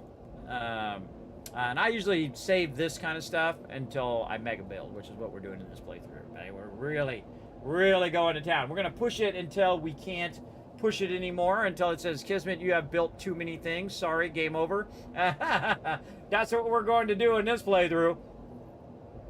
And we'll play it as long as we have to until that happens. And if they do come out with an update, we're just going to keep playing this playthrough. Hopefully it doesn't break or anything like that. Oh, here comes our fun little curves, everybody. We're speeding up too. Woo! Into the curve. Woo! Into the curve. I love those curved options they added to the game now too. And right over here. And then again, we want that, which is already pre-built. And again, we'll probably take a section of that. See how we actually offset this one too to go underneath the thing. We need to do a bit of embellishment on that line and really work that line so it goes under and then goes over here. But we want to set that up so this is actually going up a bit higher and then hopefully transitioning somewhere about right there. I feel like it's going to go up a little bit and then we'll just bring that other side up a little bit and transition. Because we put another one here and you can see we've got our two, and then we would put an angled support in next like so. An angled support, and then we would do a long one. Just put them in just to take a look at it. It's just going to run right in the ground. I can tell you already it's going to run straight into the ground. We're going to have to do some custom work. Now again, this is to do, say, 90% of the work for you, and then it's up to you to do it more. See how that just runs right in the ground? Though, pretty nice though. Really the trick is over here. Let's go ahead and put it in. And if we flatten this out right now, how would that turn out? Let's see. Say we flatten that out. Oh my gosh! Holy moly! It was almost like I did that on purpose. That was just luck, everybody. That was just luck. Sometimes you take the luck when you get it, everybody. You take it when you can get it, right? You take that luck. All right, that's pretty good. Now I just have to do a little bit of a transition here because this is about a meter or so further down over here, but we'll do a little bit of work here, and we'll fix this whole transition and whatnot over there. But we're not even to that part yet. We're still back over here where we got to work on our dealio here. And again, you can see there's something going on here too. I don't think that's actually properly aligned. Let's go see that again. That actually worked out way too perfect, everybody. Very rarely does it do that. But I can see that the gap over here doesn't seem to be right. Again, always double check that stuff before you get too far here. All right, so let's try this again. This is going to go here. Okay, that looks a bit better. All right, now let's check it. Oh man, that is crazy on point. That is amazing, everybody. Look at that, everybody. It actually lines up to the actual original that I had before. That's even better than what we just saw. That was actually even better than what we just saw, because now it's at the same level as this oncoming track. So that means less work in that transition that I need to do. That's awesome. All right, I like luck. Luck helps you out along the way. And we got all sorts of angled embellishments and stuff we have to work on. But let's go up here and work on this part here. Now, if we were going to run this, and we can see on this side and on this side that it is stopped there, meaning that it is exactly on the edge. When we put in our curves on our blueprint, we'll want to think about that, okay, we want this to go here. But we really don't. We want this to go right here, or even better, maybe back just a little bit right here. If we can get away with it. You see it turn red though. So we want to have this where it can transition, but we want to be a 1.5 back. So we're going to have a bit of a problem doing that though, because of that particular angle. Oh, let me turn this around the other way. Because of the particular angle and the ability to auto connect is not going to work on that side. So on this side though, might be able to get away with some auto-connecting fun. I don't like any of that. Because normally what you want to do is have the track be right here. So this one will have to be modified. This will have to be modified where this comes up, stops there, comes here. This one stops here. Again, this 1.5 foundations back, and then we transition to the top. And then this one will automatically connect to that one. Then this one will connect to that one. Say like that.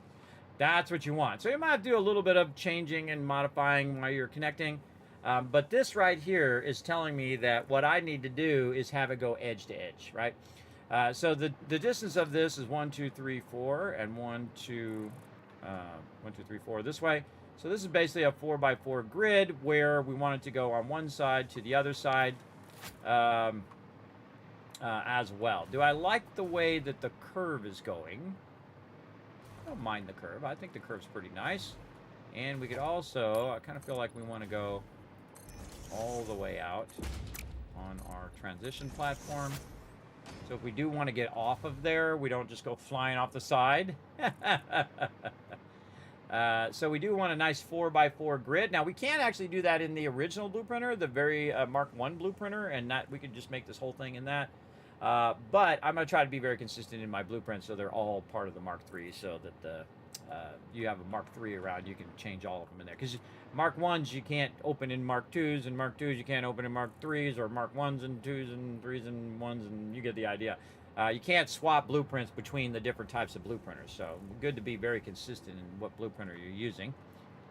So that's pretty nice. I'm okay with that. I wish there was a rounded block, though. A rounded block right there would be awesome. I mean, there is a rounded block like this, but it's not a full foundation, which is annoying.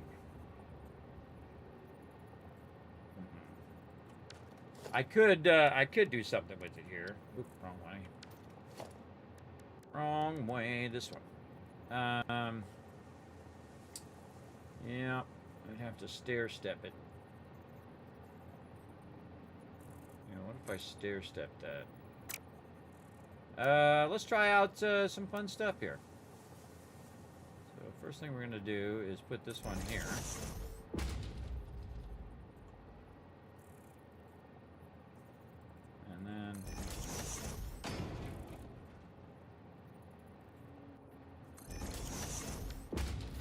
something like that. Then you take all this out. And you'd have it like that. Now, obviously, it's not going to be up like that. I just put it there as a template, and then I can apparently put it over there. And then I can just line up underneath it, and then just take out the ones on the top. You can see now it's lined up with that little rounded edge. Again, those are just embellishments, everybody, just to kind of make it look cool on the edge. Now we need a straight piece and a smaller piece. We need a young priest and an old priest to make this work. Let's see, because there is half foundations here, which I can go and fill in this way, like that. But having a half of a foundation, that's where we have trouble. That's where we don't got. We don't have half of a half. That would be nice. Fred! Can't you see I'm working here? You gotta come here and walk up and down my train tracks when I'm trying to work. Fred always up in my business, everybody. He's like, I'm testing it for you, Kismet. I'm gonna walk up this sucker. Gonna take me about 12 days, but I'm gonna get there. That's my buddy Fred. Some people call him Peanut. Because he's kind of shaped like a peanut. I call him Fred. I call most random mobs, by the way, Fred. I don't know why. I just do. Okay, so we're doing a little bit of embellishment there on the side. So let's go ahead and check our other side here. I think the same thing we'd probably do. Maybe this time a little tighter on that edge. And we get this thing to go up here. There we go. And then we're going to hit H. We're going to nudge it. Maybe right into that. Oh, whoa, okay. Like that. Obviously, that'd be down in there. Just seeing if I like that or not. Again, you want to experiment first, everybody. See if you're going to like it. Because that's the toughest part, is if you like something. Do I like it closer, or do I like it further away? I think I'd like it once I embellished it out and did whatever. I wonder if it rounds the modern railing. You put it on a round one. Wouldn't that be awesome? Of course it doesn't. But that would be amazing, everybody. If you put that in there and it just, like, rounds the edge, like in Fallout, right? Where you have those rounded edge ones. Hey! Coffee stain! Right there, bro! Round those suckers out around there for me. Oh, man, that would look awesome, everybody. You have that little rounded and rounded and rounded and rounded embellishment. Okay, now that would look cool. I'm sure there's a mod for that, though. So if you really want it bad, everybody, I don't play with mods simply so everything that I'm doing, you can do as well, without having to add mods or any of that other stuff to the game. But I do appreciate mods. When I've kind of played out a game to its maximum extreme, I typically then do some mods, or sometimes just move on to another game. That's also something that I do. So, let's see how that one's swinging out. That one's swinging out like that, so I kind of feel like I might want to move this back. Maybe to here. Maybe do this instead. And that'll probably make all the internal part work a bit better as well. Because if you're doing a little Tetris in your head right now, everybody, you should be able to see that most of that's going to work on a half foundation. So, like this. So first you'd want to start with this one. Half foundation it this way. And then you have two blocks that are not lining up. So you need to figure out how to put that in where those two blocks are. I think it's like one of those puzzles you have on your mobile device. You're trying to figure out how to put those pieces in. And it doesn't look like it's going to go. I'm trying out all the permutations in my head right now. And it doesn't look like we're going to get that to go. So we're going to have to go something like that. Maybe this one tucked back in the corner. Like that. Or have the overlap hidden underneath the train track. Yeah, I think I like that better. So we have this goes like this. And that goes like this. Because you're going to have to overlap these because there's no, quarter piece. Which is what there should be. Now, the great thing about this game, everybody, they can always add 500 new pieces. I hope they're working on it right now. I hope they're working on the 500 new pieces that I get to use in the next update. That's probably not going to happen, everybody. Probably not going to happen. By the way, anybody see what was going on in the new update? I saw they had a dev stream and they were talking about what's new and stuff. Usually it pipes itself right down to my my Discord. So they had it on Tuesday, and I watched a little bit of it, but then IRL, of course, took me away. And I didn't really hear all of the updates. And it doesn't look like they really said what the updates were. I see on Experimental they have some bug fixes and some technical art stuff. Fixed visual flickering around the North Forest during nighttime. That's good. So 1.1.1.6. Build 445-319-7585-385. I added a few numbers.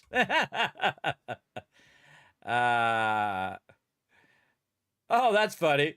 They said, hey, see what's ahead in the Satisfactory immediate. Be there at this link. Or don't. It's entirely up to you, really. I love their sense of humor over there at the Coffee State, everybody. Big love to them. Again, you got to have a sense of humor at this kind of stuff, everybody. You really do. Yeah, they already did a whole bunch of updates on 1.1.1, but the real big thing, everybody, was the console release of Satisfactory. That part I did see. So if you do have a console, you could be playing Satisfactory right now, everybody. Go buy it now, this moment. Go buy it this second. If you say, Kismet, I don't got a PC. Well, guess what? You go out there, buy yourself some Satisfactory, play it on your Xbox, play it on your PlayStation 5. Remember, it's the new generation. It's not PlayStation 4 or whatever. I have one. I don't even know what the hell the name of that thing is. Xbox One X, X5739. I don't know what the hell the name of the thing is. It sits right over there, everybody. It's as dusty as hell. Both my PlayStation 4 and PlayStation 4 Pro, by the way, the 4K version, and my Xbox just sits over there and is very sad. It's like, Kismet, come over here and play with us. Let's play some games. It just sits over there because I'm sitting at my PC, everybody, and I have a really nice PC. So obviously I want to use my really nice PC. I could have bought 15 of those consoles for the price of this PC that I might be paying on for 20 years or so on my credit card. Boy, oh boy. Who knows how much interest I'm going to pay on this sucker over that amount of time. But I had to have it. I had to get it. And of course, I went a little too crazy on it. But, you know, I'm 55, everybody. I can't wait around till later. There may not be a later for me. So I got to do the stuff now. And that's really funny if you think about it. Because when you're young, you're always putting stuff off. But when you're older, you don't put stuff off anymore, everybody. You do it now or it'll just not happen. And you really should be doing that when you're young. You should be doing that when you're young. You're like, take advantage of all the opportunities now because you're young. Don't push them off till later, everybody. That's the thing. If I've learned one thing, and I can help you guys if you're younger, is don't put that stuff off till later. Don't put off that, hey, go say hello to that person that you really like. Don't put that off till later. Don't put that off until, you know, all of a sudden you find out that now they're married and gone. So you took too long. You got to shoot your shot, everybody. And even if you fail, at least you did it, everybody. At least, you know, not 30 years later thinking, man, I sure wish I would have. I sure wish I would have done this thing or gone there or tried to become a, you know, a Twitch partner as a 45-year-old disabled man. See, I'm never going to look back and say, man, I wish I had done that because I did do that, everybody. I did do it. It took me 2 years to become a Twitch partner. I've been a Twitch partner for 8 years. Now I've been streaming for 10 years. And it's like, I'm not going to look back in my 60s and say, man, I should have really went and done that Twitch thing and that YouTube thing and tried the whole streaming thing. See, I'm not going to have that regret, everybody. I'm not going to have that regret. I don't regret 1 second of becoming a streamer, everybody, or I just consider it an entertainer. That's my job. My job is to entertain you and do that. You got to have the right mindset if you are going to be a streamer, everybody. You're not there just playing games. Your job is to entertain the people who are coming into your channel. That's your job. That's what you do. And whether you know, yell and scream at them or whether you show them lots of love like I do, that's the whole purpose of streaming, everybody. It's just like people watching like football or baseball or whatever it is. It's entertainment, and it's for people to enjoy or be part of or a thing. And I think this type of entertainment is the best type, because it's interactive, because it's just two ways at the same time. When you're just watching TV, you're just like, You're just like, your brain shut off. You're not even paying attention. You probably don't even remember whatever the hell you just saw. Anyway, by the time it's done. But the great thing about this type of medium is it's awesome. I really enjoy it. And my favorite thing is you guys, is the chat. Is talking to people in the chat, talking about gaming, and of course coming up with crazy ideas like I'm coming up right here. So it kind of looks like a little clover leaf edge on it there. So I like that. Now, of course, the way you fix that little flickering like that, everybody, is you just choose the asphalt foundations and you won't see that flickering on that edge. I really am starting to like that. This edge is way closer than that edge, though. So if I wanted to do this proper and make this symmetrical, I would bring this out. Or make it look similar to the other side. So you want to bring this out a bit. Something like this. And then we'll take these out. Have that go pretty wide. Take all this out. And we'll bring these down. A lot of times I'm just visualizing stuff, and sometimes I pre-visualize it before I even start on it, and sometimes I do it in the moment like I'm doing right now. And getting the idea of what I want in those transitions. Now, had you not been watching me, everybody, you may not have even noticed that I mixed these foundations together, see? If you just looked at it in a passing glance, you may not even see it. Something like that, and then put our asphalt in. Like this, and then this one in asphalt, maybe. These two, so you don't see any of that. And then you have this cool little edge that goes around. Very nice. Like that. Though, I still feel like maybe a little bit in on this side. But this side is actually, depending on which direction your train is going. So if your train is going this way and you get out, well, bam, you'll end up here, right? So your train's going that way. In this case, I believe it is the outside is the incoming train, and this one is the going back train. So this is nice on this side. And if I were to bring this in any closer when I get out of the train, I would just go dip right off the side. But I do feel like it should go a little closer. But again, you can see it's not totally symmetrical, but the offsets are symmetrical across the arc, meaning that the distance here is about the same as the distance to the edge here. Not necessarily to the round parts, but this distance here and this distance here is about the same. It's about a quarter of a block, roughly, because you have arcs and you have to deal with a bunch of arc stuff. I could also bring this out further, bring it back one more, and then have it go around the edge, but then it's not part of the main thing. I kind of like that. I feel like that is one of the best ways to kind of do that transition. Very nice. Now we're going to have some tricky stuff to do with our railings and stuff. Let's go ahead and put in some railings and see what happens here. I kind of feel like you might want to just stair step these railings just to give it a little something something there. The same thing over here.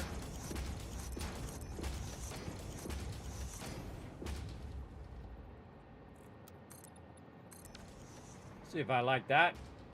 I would obviously like it to be curved, but we don't have that option to be curved. I feel like it breaks up my rounded part there, though. But this is what they would do in real life, everybody. They would either put the straight ones in, or they would put a curved edge in there. Now, me, I would prefer the curved edge because that would look way cooler.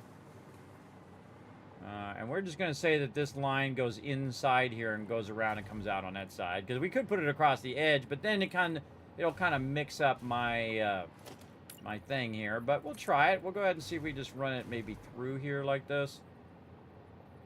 And then we can see it in the corners. And does it really matter? Is it worth putting that piece in there? One more lost frame for that one angled piece? I probably would not put it in there. I'd just say it runs in underneath there and then comes out on the other side. You just can't see it. I think I like that better. I'm really kind of going back and forth on whether I like the way that does that thing. You know what I mean? Hey, Cozy Survivalists, how's it going? Going good right now. We're using our mega modular train blueprints right now, and we're working on curves. And what we'll do is we'll figure out how we like the curves to work from two flat edges. This is a flat edge, and then we're going to turn this into a blueprint that we can use in the future to do all of our curves. And then also, by the way, I can flip it the other way. I can flip it whichever way I need it to go, depending on what curve I'm going to do, which I'm going to do. So I'm going to put it here, and then I'm also going to put it down there where it curves and goes off in the other direction. And then we'll have to work out our transition to our other station, which is going to be over there. But our main thing is to get to the oil station first. This is our main track, what's known as your Rosetta Stone, the center of everything else that you're doing. So when it comes to the mega base, this is the center of everything. This one line is going to be where all the other lines offshoot from. So you really want to take the time to make sure you got it the way you want it. Before you run all the lines and you're like, oh man, I want to redo all of that. And I usually do that anyway, but we definitely want to get that going. And then what I would do is kind of manually add the hypertube here, by the way. I would take this out, I would take that out, and I'd manually add a curve in there. And I seriously doubt that this curve is going to match perfectly to our track down below here without some work here. But we'll go ahead and see. We're going to go ahead and go into curve mode like this. Yeah, see, it doesn't perfectly transition. It does okay. I'll go way up here so you guys can see. You can see that the angle of that coming out is not the same as the angle of this. And the reason why is because this is halfway back into that foundation. If it was right here, it would then have the same curve because that's where this is starting. The curve is actually starting on the outside edge here. But we can rework that to make that work simply by adding the hypertube right here. And we're offset from the original. So we'd want to go ahead and get our beam. I think actually I made a blueprint of this beam. Yeah, right here. Oh, look at me go. Look at me go with my bad self. So we'll put it right there. Take this out. See, I use a lot of stuff just temporarily, right? Just to temporarily set it up, more for aesthetics than anything else. And then we'll go ahead and we'll run our angle. And now, we're a bit more into the right angle. I feel like it could use a little work. But that's much better than the way it was before. And I would probably go with that too. I think that's much better that it's running down the center because it matches up to the two center edges better. And then what I do is just take this blueprint out and then take this blueprint out that we're just using temporarily and then just connect the rest of the hypertube like so. See? So just kind of work it the way you want to work it and then make the angles that you want. And you do a lot of that, everybody. You build it forward, build it backwards, build it forward, build it backwards, or you start at the end and you work your way backwards, you work your way forward, and so on until you make it do what you want it to do. And I like that rounded transition there. I think it's pretty fun. Oh, didn't know you can make blueprints from things you've made already. Well, you can't just turn this into a blueprint. You can do that like in games like Fallout 76, by the way. You can build stuff and then, select it all and say, make this into a blueprint. You can't do that in the base game.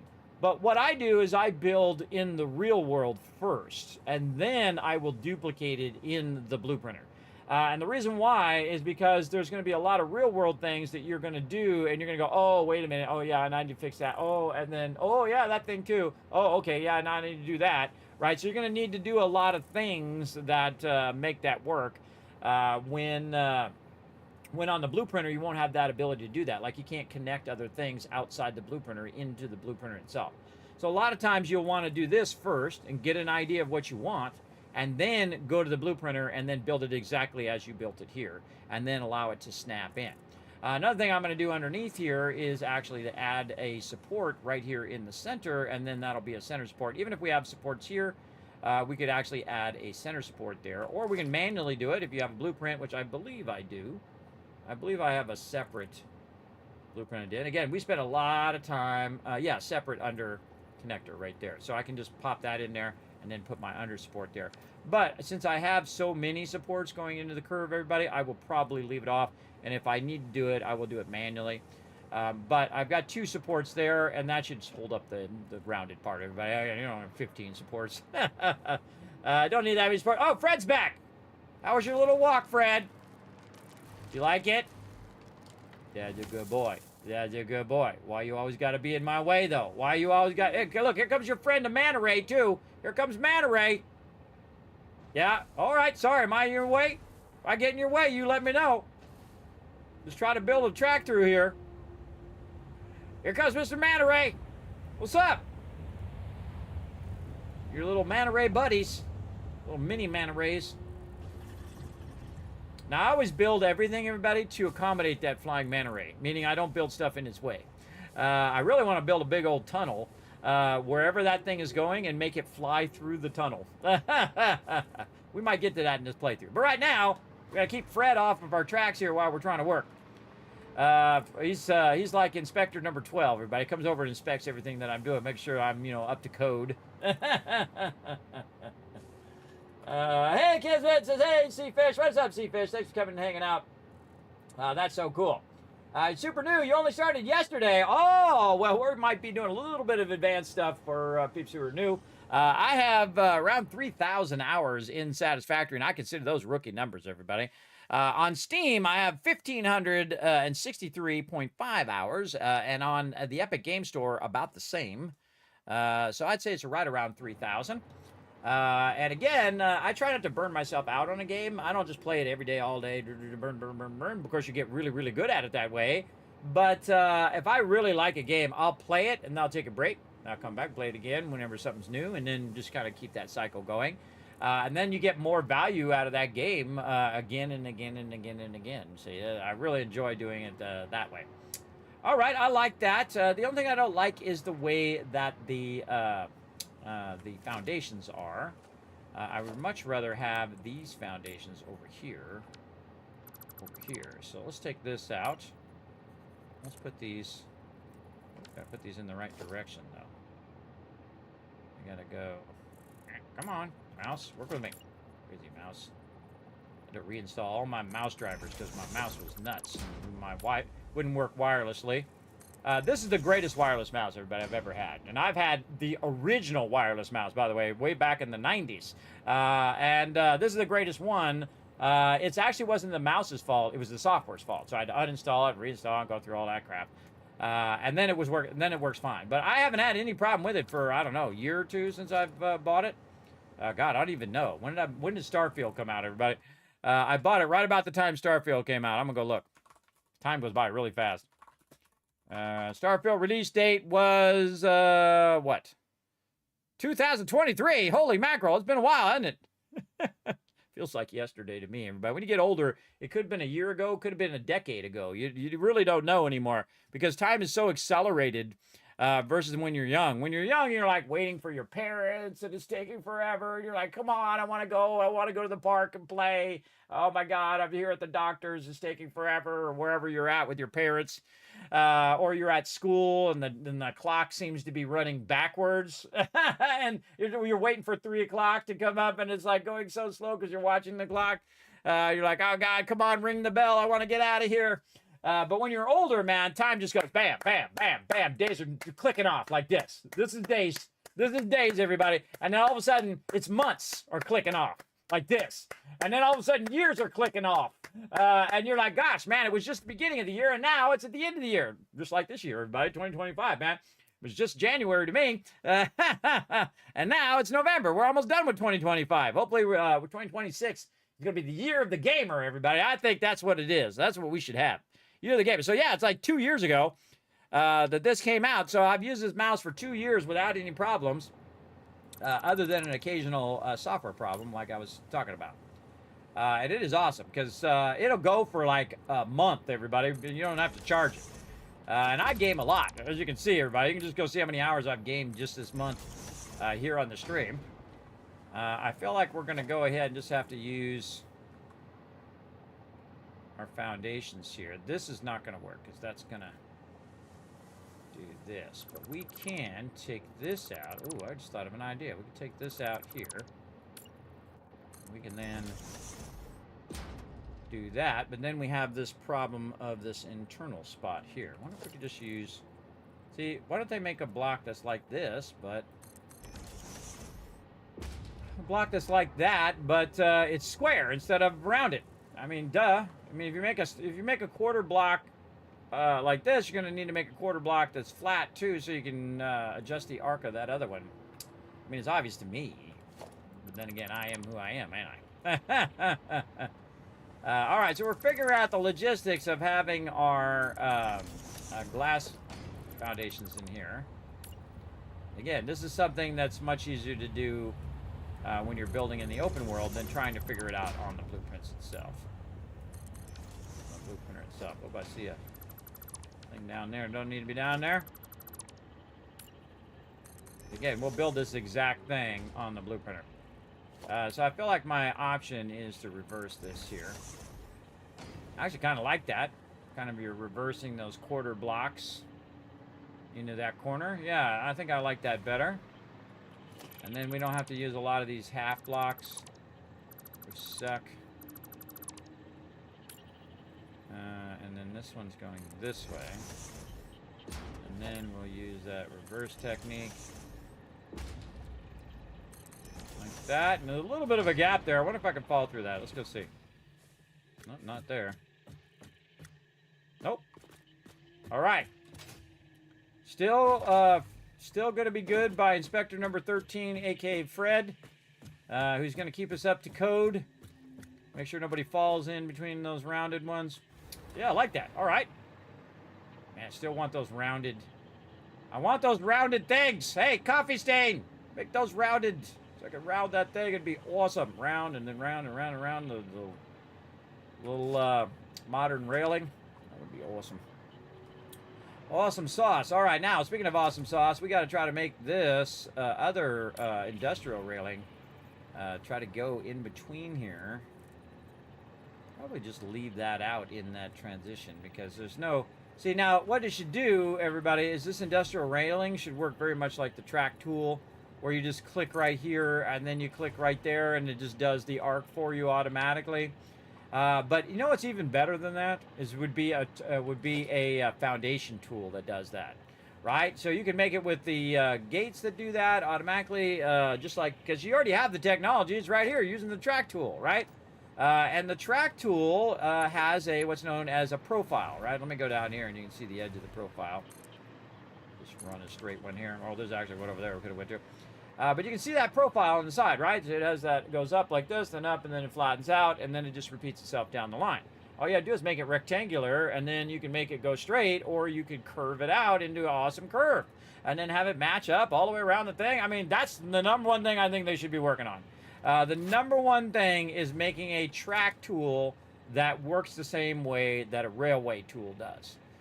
So you can go in and arc it out. Now, the way that we do it now is this, willy-nilly crap that we got to do to make it rounded. But, man, that would just make it so awesome. And, again, you could get a mod and do all of that. But I don't want to get a mod. I want it to be in the game. I want it to be in there by default because just imagine the cool stuff that people could build.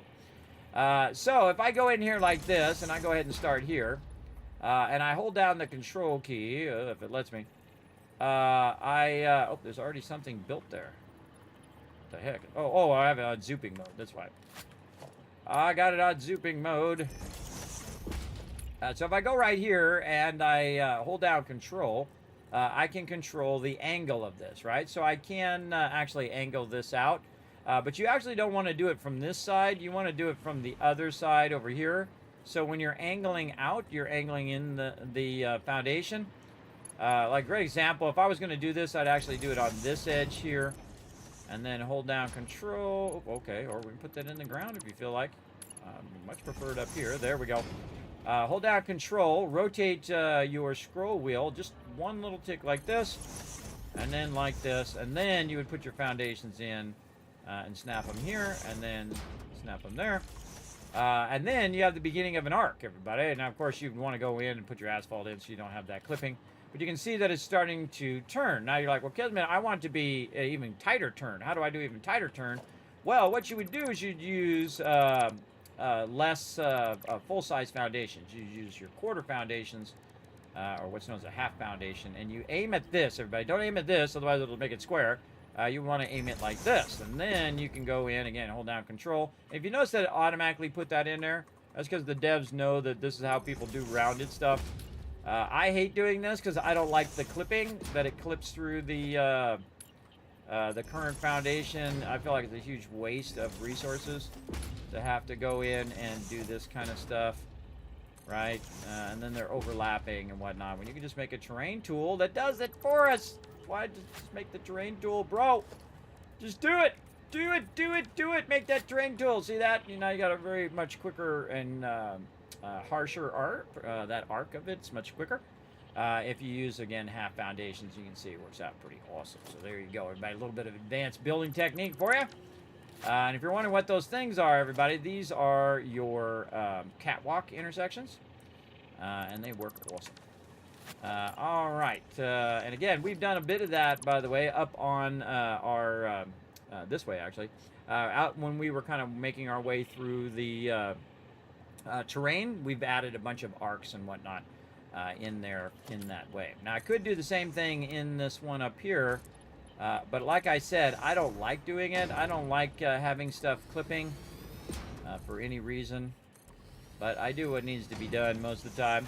Like up here, we could go in and we could do that very technique that I just did to have that have the foundations arc out along that same arc and then match up the arc or whatnot. But again, I don't like it where it flips over and then it would interrupt where my kind of glass is there, and you would see part of it in there and it'd be flashing and all of that crap. I don't want to do that. I like what I've done there a bunch. I think that's going to look really nice. It'll fit the aesthetic of what I'm doing. And now that we know how to build it, everybody, it's a matter of just building that out.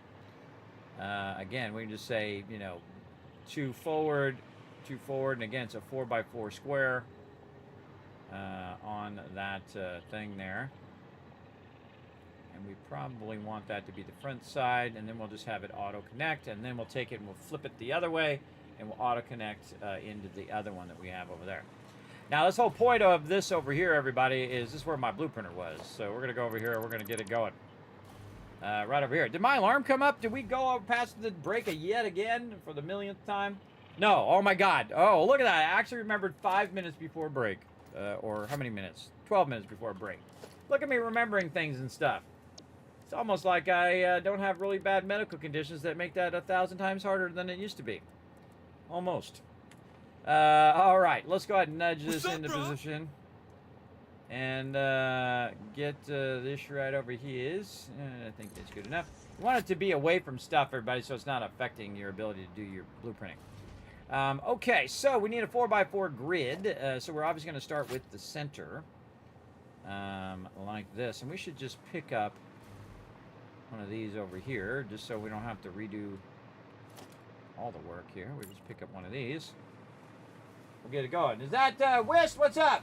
I thought you said no stream. I did say no stream, and then I changed my mind. See, that's how it is about being me. I can do whatever the hell I want. Yeah, I thought it was going to be no stream because I had a bunch of IRL stuff to do, but guess what? I got that IRL stuff done, and then I got my machine updated and fixed and all of that stuff, and I got that done, and I thought, hey, it's time to play some games.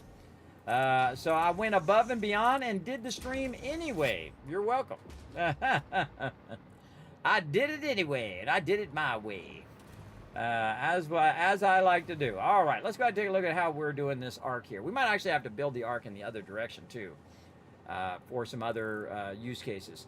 But in this case, the arc is coming in from the front, on that outside edge, and then curving onto the other edge over there. So the first thing we really want to do is put our train tracks in. If I can get my fingers to cooperate. And put in our arc. So it's going to be here, and then it's going to go over to here. This one, same way. Start here from the edge. End up over here. Now, sometimes this track tool does actually work. And sometimes it's a huge pain in the butt. So there we go. I think we should have moved our blueprinter closer and not have to run back and forth. So we've got that, and so it's one block, and then this starts. So we have a block one way, and then we have it flipped along that third block in, or third foundation in, and we have it flipped, and then we have rounded, rounded, and then flipped and rounded around the transition of the 1, 2 blocks in kind of like a reverse W or an M, depending on how you look at it. Yeah, so we need to go one way and the other way and the other way. All right. And we're starting right at where the arc starts, right? Yes, okay. Right at where the arc starts. I'll show you what I mean when we get over here, but we'll get this going on. So we went and we did basically our rounded foundations right here. And we started with around here, and then we flipped it this way, and then we flipped it that way, and then we have another one here, and then this one is flipped like this, and then this one is flipped like that. So yeah, again, that's why we pre-did it over there, because then now, look, we just throw it in like GG's, right? Very easy. To do that transition. Now, the other side's a little different than this side, so we want to go ahead and look at that other side and see how it is. And I strongly suggest you do it in the real world, but otherwise you're just going to be redoing that blueprint like 50 times. Best to do it actually in a use case so you can see what the actual use case is. So this is 2 offset, and then at the end of the second one, we are doing that same kind of flip back on either side. So one here flips back, this one, then the next one, then the flip back, then that there. So again, that's 2 in from the very first transition on the left side. So we'll go over here, we'll do our thing. Hide our thing out of here. It's going to start right here, and we're going to go right like this, and then turn our zooming off. Flip back the other way, and this one's going to be like this. It's going to be like that, and then this one's going to flip, and this one's going to be like this. Okay, again, we already pre-built it. We already know what we're doing, so it's super helpful when you go to blueprint it out. Now, I think the rest of this is just alternating the railings, and then that's pretty much done. Again, we figured it all out over here first, and then we're just building it over here, and this would be super easy piece just to snap right in there. Notice also I'm building the piece with the foundations built in as well. So let's turn our zooping on. We'll zoop that down the edge, and then the same thing over here. We're going to zoop that down the edge, and then flip these back and forth, like so.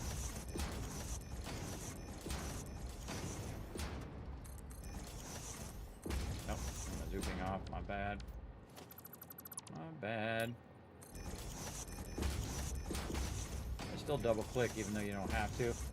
When you don't have it, when you turn your zooping off, when you have your zooping on, you can double click and it will just put one of them down. Sometimes it'll accidentally make it too long or put extra things down. But if you double click, you don't have to go out of zooping mode. But when you're out of zooping mode, you only have to click once. So sometimes I double click and I end up with 2 of them anyway. That's how my brain works sometimes. But look at that. Beautiful. What a beautiful piece. Awesome. Awesome. Awesome. All right. That is definitely going to go into the save category here. All right. Let's figure out what the heck we're calling these. So this is an MK3 train curve is what this is. Okay. So MK3 is the level of the blueprint, by the way.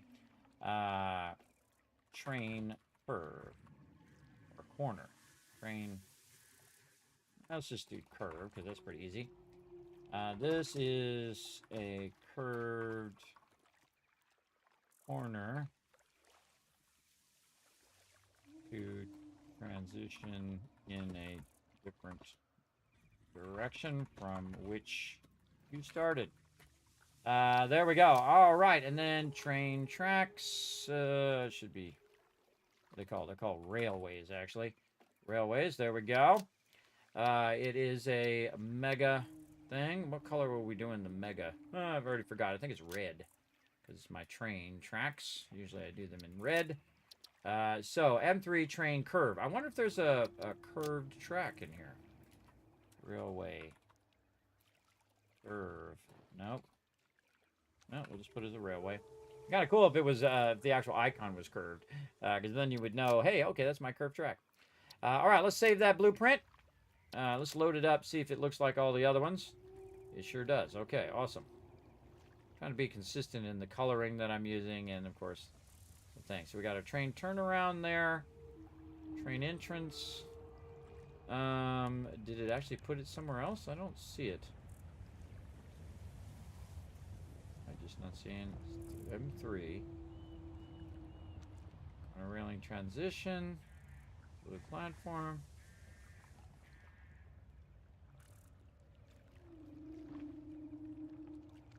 Call it train curve. Huh. It might be saving it into another directory. Undefined. M3 train curve. We actually save it? It's already in use. All right, let's load. Should be right here in undefined. I'm just going blind today. There should be nothing new. Train platform, train entrance, hypertube, glass, fluid, fixed freight, fixed fluid, corner railings that we did before. Train foundations. I'm going blind. All right, let's go out of there. Let's go up here and look again. Ah, there we go. All right, so it hadn't updated yet. So I had to go out and come back in so it updated in my thing. All right, so in theory, we should be able to just take this whole section out, plop that in, and just fix the hypertube, or I'll just probably leave the hypertube in. And it should auto-connect the railings, or the railway. And I shouldn't have to do any more of this work in the future. It'll already be done. Again, this is how I come up with blueprints. There we go, all gone. And then, in theory, if we did it correctly, and we'll find out right now, we will go in and we'll put this in. And now, again, you're like, well, Kismet, you already built it. Why are you building it again? Well, that's because I'm going to be using it over and over. That's the only reason why you make blueprints, everybody, is if you are going to use them over and over. Look at that. Beautiful. Holy mackerel. Click that sucker. Bam. That thing is done. That's done. That's GG's. Notice it automatically connected the tracks, everybody. That is a done deal right there. Now we can use that over and over and over through all the times in which we want to change direction. Pretty awesome. Now, what I really want to see is if I take it and I rotate it the opposite direction, does it line up down here? Because if it does, I just made so much less work for myself as I go along. Now, I probably wouldn't put it on the actual angle here, everybody. I don't really feel like that's a good idea because it's going to get funky chicken. But we'll go ahead and just put it here anyway just to see what would happen if we did this. And then we hit H and we nudged it this way. And I think we got to nudge it down just, oh man, look at that. That is a beautiful thing right there. It's in the ground though. We definitely wouldn't want to put it there. We'd want to put it back over here. But that this is going to be over here, everybody. Again, one of the things they did change in the version of Satisfactory is the ability to actually nudge as far as you want. You can nudge it clear across the other side of the map if you want to. It's really awesome in the way that we can go ahead and nudge that. Now, look at that, everybody. Oh, man, just lining that up. It goes across the thing here and then flattens out and then goes up the thing.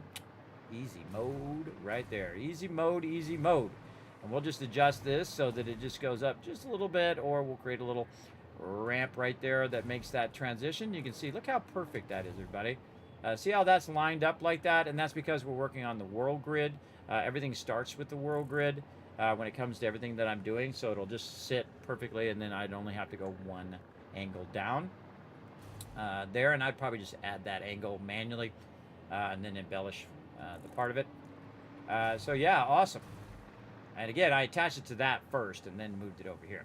So all of this has got to go because we got this going on. We don't need this anymore.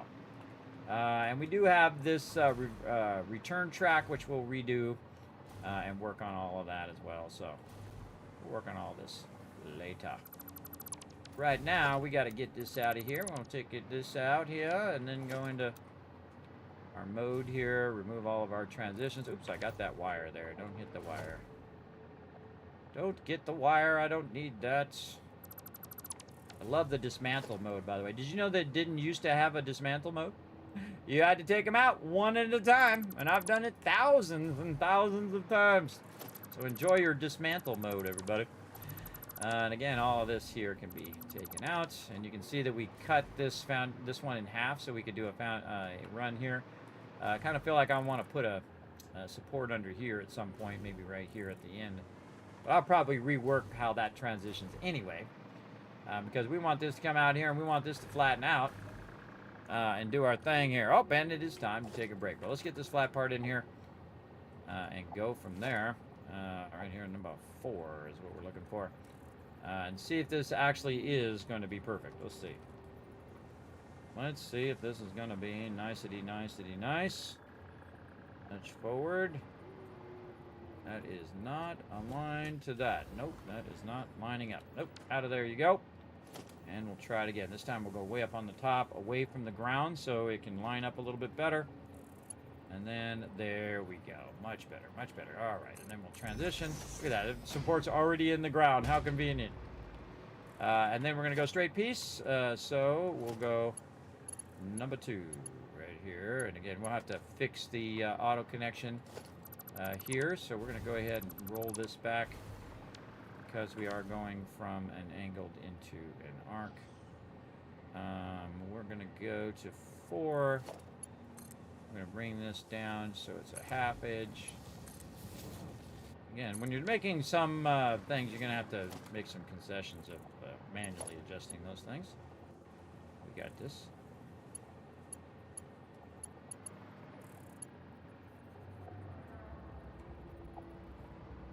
All right, I'm liking that.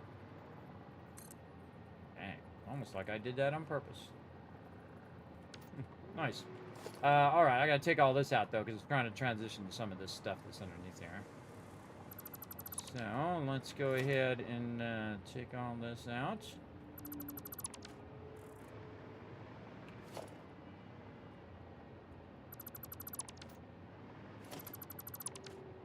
And it was like it was never was. Just like that. Very nice. Okay. And again, back to here. Get that to snap in there nicely. Bingo. Very nice. It goes beyond our transition. So probably what I'm going to do is bring this out and rework this whole transition here. Utilizing our new piece, and we'll have a bit of a curve in there, and that's okay. It'll be cool. That's important. That's the important part, is that it's cool.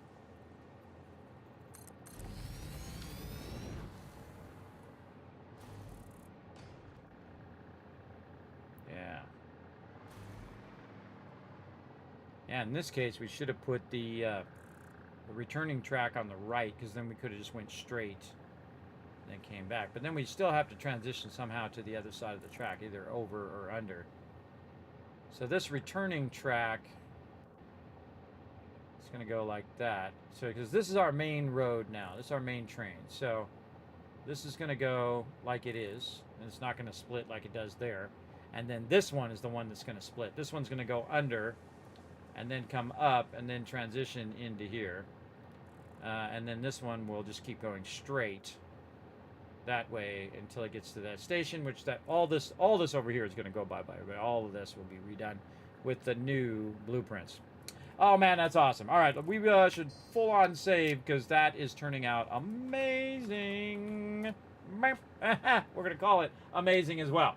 All right, some really nice work there, everybody. I see the blueprints work now. Yeah, they're in my case, they're modular, right?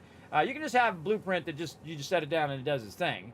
But I'm doing very advanced blueprinting, and then also it's mega building or advanced embellishment of your stuff. Now, do I need the railings there? No.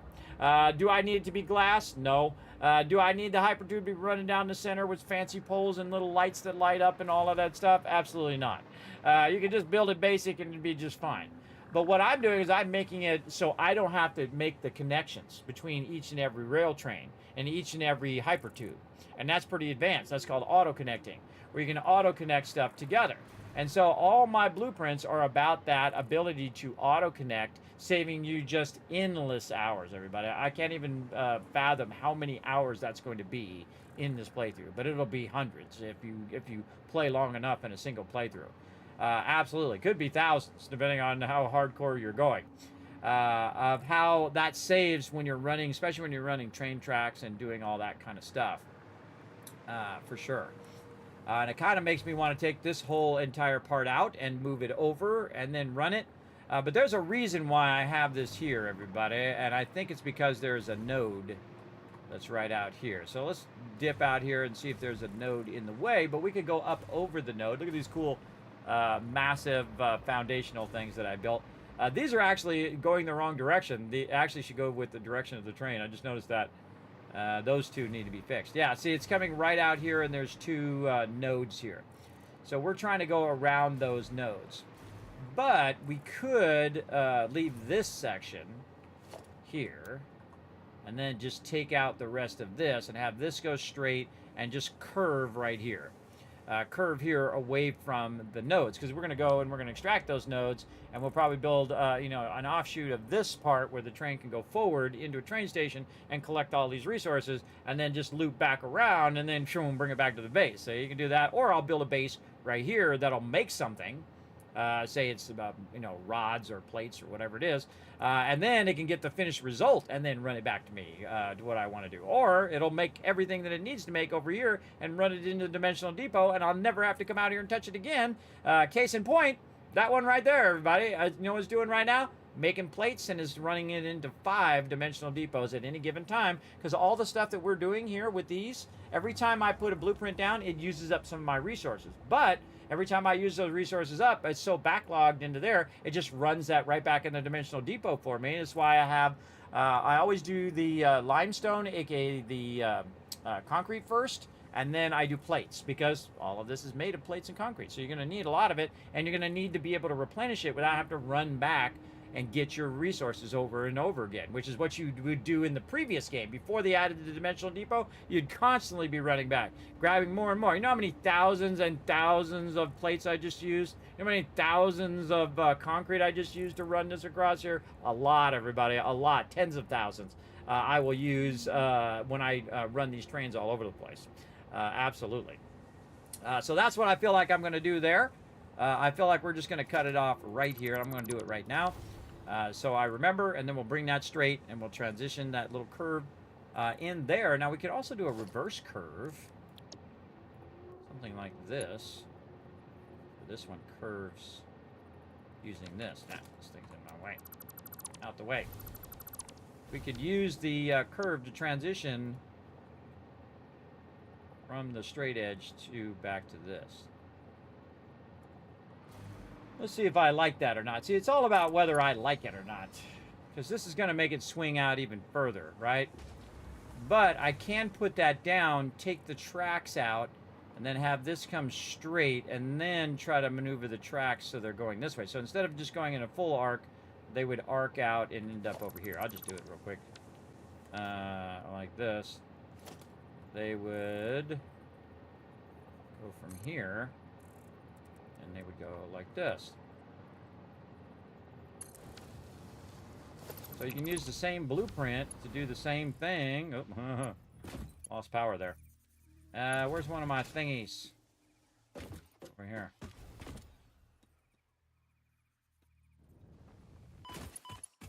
Damaging fix-it property. Gonna be in trouble. That's because I have the track disconnected, so it's not bringing the power down. Okay, so we were revising how this was going to go.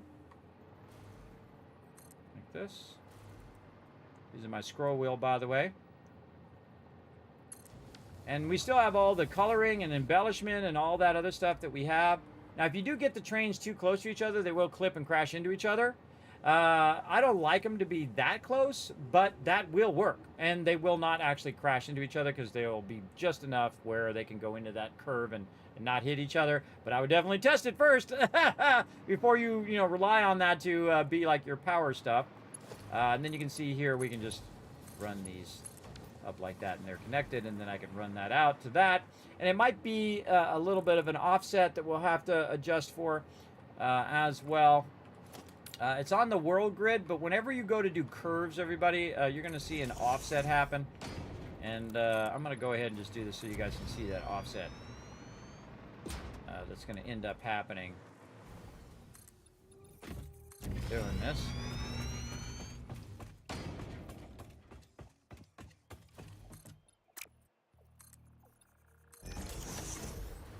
You can see that the one that should line up to the right one is actually this one, right? So that offset is like one foundation off, so I have to go this way and then make a little bit of a transition and then a curve and then into the thing. But it's going to be really fun to ride that train, though. It's going to be really fun when it goes into that little curve action. I don't like to put too many curves because it does slow down your train, but that does seem like a little bit of a fun. Or what we can do is we can offset the curve to go around the other way and then fix the curve when we go into this, the angled straight part. I'll decide what I want to do here in a moment. Let's go ahead and save and actually get a break in before I accidentally go for like another 4 hours and forget to take my break. All right, everybody. Again, according to my doctor, I have to take a break. Otherwise, I'm going to die. So I'm going to go ahead and take a break. And I'm not kidding either, but that's what he told me.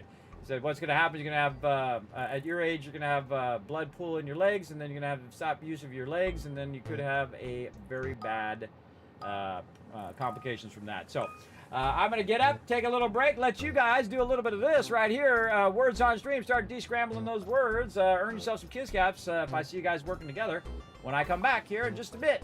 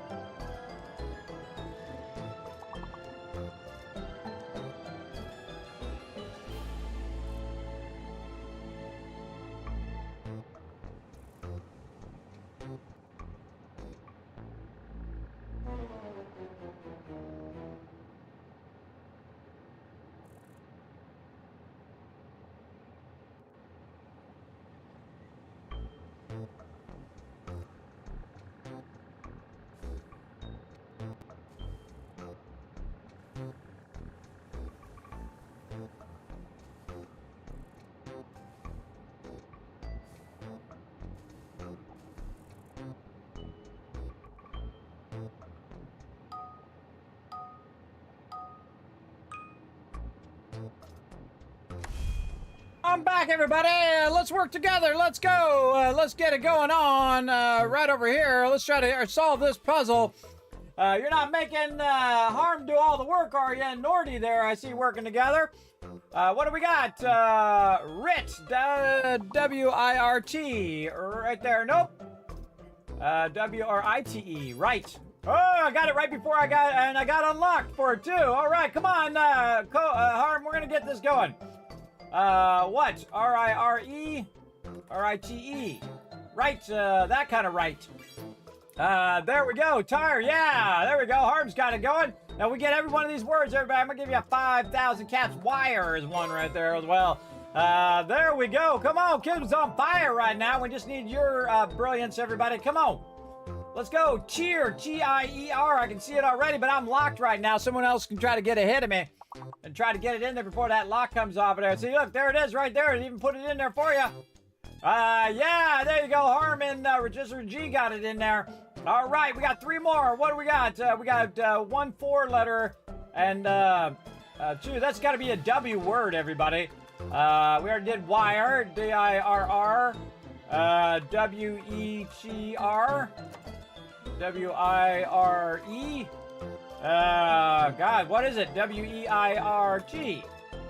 W-I-E-R. Weir. No. W-E-R-R. I don't know. What the heck is this word? W-E-I-T. W-I-E-T. W-I-R-E. W-I-R-P. I don't know. I was throwing a whole bunch of random... Writ! Ah, you gotta have a writ or something. I was close. I was working my way there, everybody. I was off. If I just switched the R and the I there, I would have got that one. But I don't care. I don't mind. As long as you guys got it, we got it done. That's the important part. We didn't get all of them, but we did get a bunch. And that's what's fun about playing some words on stream, everybody. Working together. So here's a bunch of Kiscats for being awesome. Put a 1 in the chat if you can see and hear me. Everything's doing good. We're going to get back to some Satisfactory. Let's dive right in. Let's get her done right over here. And then we're going to slide back over this way. All right, so we're working on our train transition over here. And it is looking awesome. Really like it. But we got to go in. We got to do some work here.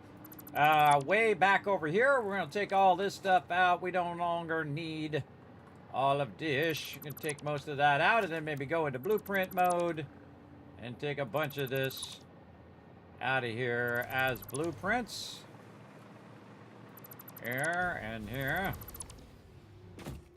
Another great advantage of blueprints is the fact you can just take them right out of there if you want, or you can just take them out the old-fashioned way. Well, this one I should actually do it a blueprint, so it takes it out of the foundations as well. And these extensions here, I added these.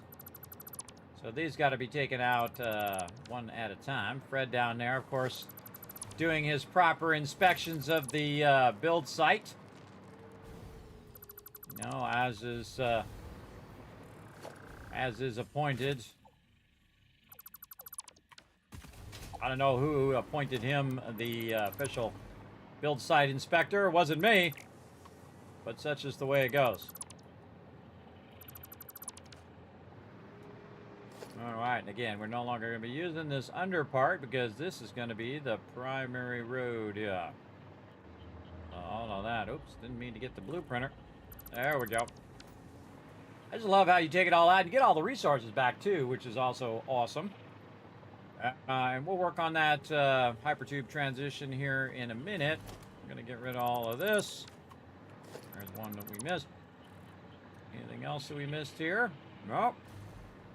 So, do we want to do the transition, double transition, or do we want to just transition straight away and just do a straight shot? Making important choices because we want to avoid hitting the nodes. And I could just come up higher and go over the node. That works also, but I don't want to obscure any of my nodes, so I'm going to be going around the various nodes or over the nodes, so we're not blocking them.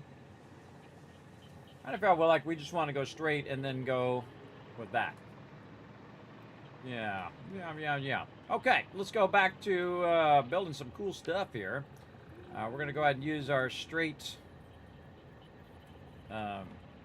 modular blueprint here to come on down, and then boom, there we go. And then we'll use our dealio right here. This is the reversed. Should be going here. Oh, because we have that transition there. So, we'll have to take this out for now. So then we can go in and put this in. Like so. And I'll at least auto-connect the hypertube. And then we'll just go over here and work our magic by backing up this edge over here a little bit, because this is going to end up right here. So we'll go here.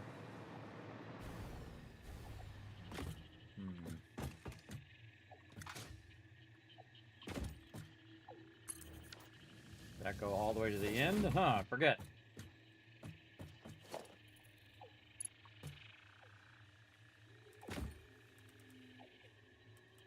Yeah, that's end to end. So it does finish there. So when I do the next one, it'll properly connect. Again, sometimes you got to do some reworking of your stuff to make all this work.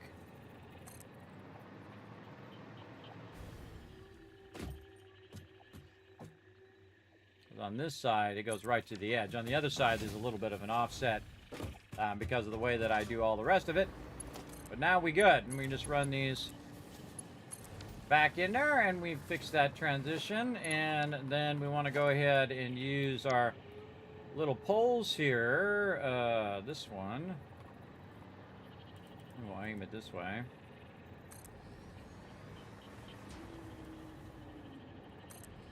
Temporarily. And we'll do our hypertube curve in there.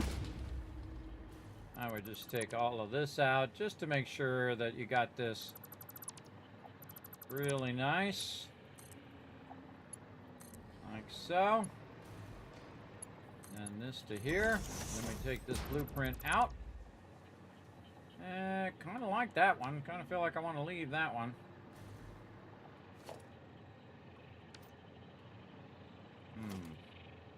Oh, we didn't use a support there. Yeah, there's no support offset there, or this would be offset even further out, which I don't want to do. So we didn't bother to put a support there, so I'll manually put a support under this corner.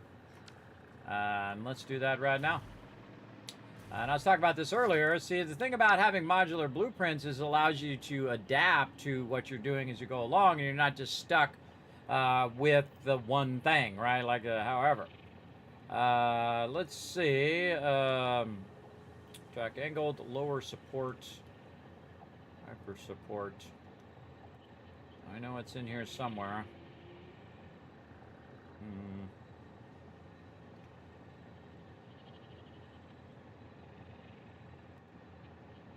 Man, I just was looking for it earlier, and I had it earlier. And separate under. There we go.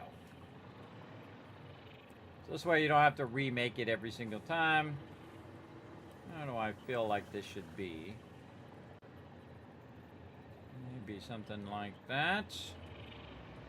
Back away from it a little bit. Yeah, I'm feeling like that. There we go. And then we also have some pieces that go right underneath. So we'll go and we'll grab one of these. And then this is how we do the bottom extension. We'll line this up. We'll go vertical. We'll run it down. Then we'll go back up by 2 like this. And then we'll run the rest of these. Now, if you just aim at the bottom of this, it'll automatically orient the rotation of those like that. And then we have a one that's for underneath, right here, lower port. All right, isn't that it? Yep. And then we just kind of, oh, not bad. Lower support. Kind of aim at underneath here, and you'll see it snaps. And then I want this to turn this way because the green is following the direction of the train. And that'll just snap right under there beautifully and act as a support right under there. Pretty cool, right? Now we have a support right here, but I kind of feel like I want to just go ahead and utilize that one in that corner because I think it looks cooler. Let me just take that support out, and there we go. So now we got a cool support right under that curve, and it's angling in the direction that the train is going. And this one here is our nope. Come on. There we go. This is our reversed one here. And we're going to go ahead and go back to our set. Now, I have them in order down below here, everybody. By offset, you can see I have 1, 2, 3, 4, 5. Notice that I have the electricity always is number 1, everybody, because I use electricity a lot. So then we're going to go ahead and get this to transition in here. And this actually needs to go this way. There we go. Rotate that arrow around. We'll hit H. Now it's clipping through something because it says, hey, I'm clipping. We got the auto connect feature on. Oh, that is not straight. Oh, my bad. One of those tracks is not like the other.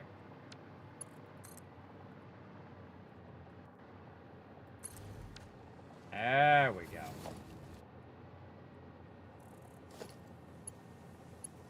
And how did I notice that? Because it turned yellow, everybody. When it turns yellow like that, it means it's clipping, or it could potentially clip through something. And that's because the track was slightly angled, and the edge of the track was poking out, and then hitting the other blueprint, which is just saying, hey, this is not lining up perfectly. And I'm glad it did, because then I could see that it wasn't lining up, and then fix it. And then a little upper support. Our upper support here has to constantly be nudged into position, but that's okay. I don't mind. I'll do what must be done. All right, this we want to get rid of now. Maybe just bring it over here for while we're working on this. And then we have a support over there, and then a support here, and then we have a support there. So those supports look good. So now we want to transition into this one here. So how do we want to do that? Maybe another one forward and then turn. Let's go see what we like about it. Let's go.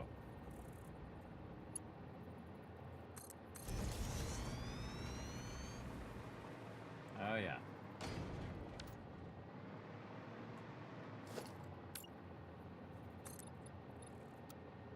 Let's check the elevation. This one's slightly higher than this one, so it's going to have to go down by 1. So I kind of feel like if we use our angled track, though, our upper angled thing here, it might go down too far. We'll give it a shot, see how we like it. Because this actually sometimes feels like it's a lot further than it should be. But I think it might be okay. Yeah, there we go. It's okay. And this coming this way. Now we can also just have it go like this. And then rework a bit of this part here. No problemo. And the real thing is you want to make sure that you have enough room for these curves to get through here. Kind of feel like we're going to do something along that line. So we'll go and we'll get this to come way out here like this. There. And again, using the scroll wheel to adjust the angle of the track. I feel like I want that track to be slightly back, but again, it doesn't always match up the two angles because of the offset. See how it's like thicker here and skinnier there. Not my favorite way of doing that. And what you need to do is offset the track a little bit on one side. So we could offset it, but then it would be pretty far forward before we went this way. It's not going to like that. Yeah, it's a little too far. And we're going up an angle here too, so also a very awkward position. I would go ahead and take this out, turn this around, start it at a half foundation here, and then go to there, and then do a 1.5 foundation this way, and then try to get this to do what I want it to do. It should be a bit nicer in the center. See how this one's a bit forward, and it's creating a nicer gap when it goes into this. And you have to kind of engineer that a bit, everybody, to make that work. But when it comes out over here, though, it's actually perfect because it is 1.5 foundations back. Actually, I could bring this forward just ever so slightly. Make sure it is that 1.5. Get a really nice curve going. And see, that's going to give me that really nice curve, and then this part here, pretty easy. I normally would just go 1.5, but this one I'll go 2. And you can see it starts to lift off when you do the 2, which I'm not a big fan of. I prefer it to be further down when you do a 1.5. But it's going to make our track look nicer. Now, we just integrated everything that we just built in with the pre-existing already track that we don't have to do anything else to, everybody. So we just basically just reconnect this part here. And then there we go. That's running power all the way to our train station way on the other side. And that is done. That's done. GG's, everybody. We got that done. Very nice. We do got to do some transition here of our hypertube. Now, this is going to be really tricky. This is going to be some tricky stuff right here. To make this hypertube curve in a way that we want it to, but it's actually pretty easy if you already have the pre-existing little hypertube thing like I do here. We want to look at where it's going into a curve here, match up to the center of the curve, which you can see it doesn't like half rotate, it doesn't 45 rotate. Everybody can hold down Alt or Control and you can try it, but sadly it doesn't. So we'll have to work it through there, but again, on the other side of the curve here, we'll put one there. And then we'll tell it, hey, I can get to the right thing. There we go. Put a nice little curve in there for us. And then it will try to curve along that edge. And it does a decent job. And we would have to, like, go in and add another one in the middle and really mess with it. But it's got to be fun to fly along that curve edge. And then, again, these are here just temporarily. So I can get that edge because we already have these ones here. And you can actually connect them even if the little things are not there. If you didn't know that, everybody, you can actually connect those directly to each other. You don't have to have the actual piece here, this little transition piece. You can just connect them like that, and they will still work. All right, and speaking of still working, we need to have a way of testing this from the middle. And maybe we want to go ahead and have it stop out here somewhere, and if we want to do that, we can just go ahead and add a junction to this. I'd probably add one right here. So let's just go ahead and add a junction. Now this junction is going to go to here, right? And that would be your default junction, where it would actually end up and go. But what I want to do is actually have it go out over here and just kind of end up chilling off to the side. So by default, it's going to come through and it's going to stop me there, right? And then on this side, it's going to go like this. And I like to use the curves because it just makes it really fun when you're in the hypertube, that it just all these really crazy curves and stuff. And then what that also allows us to do is to test the hypertube from right here. So we can take this and we can tap into some of our power we have here, and away we go. And so by default, it's going to send me back the other way. And if you hold down W and you aim in the direction you want to go, it'll reverse you.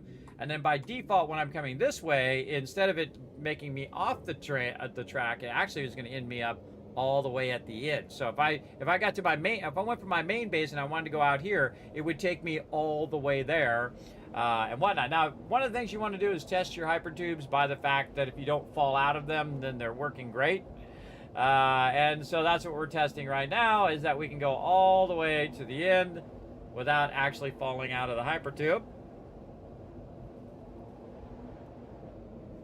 And I don't know why they go third person on the hypertube when you think you'd want to be first person on the hypertube and third person a lot of the times when you're not in the hypertube. Personally, that's what I want to do. Oh my gosh, oh geez, I forgot what time it is. Oh my gosh, holy mackerel.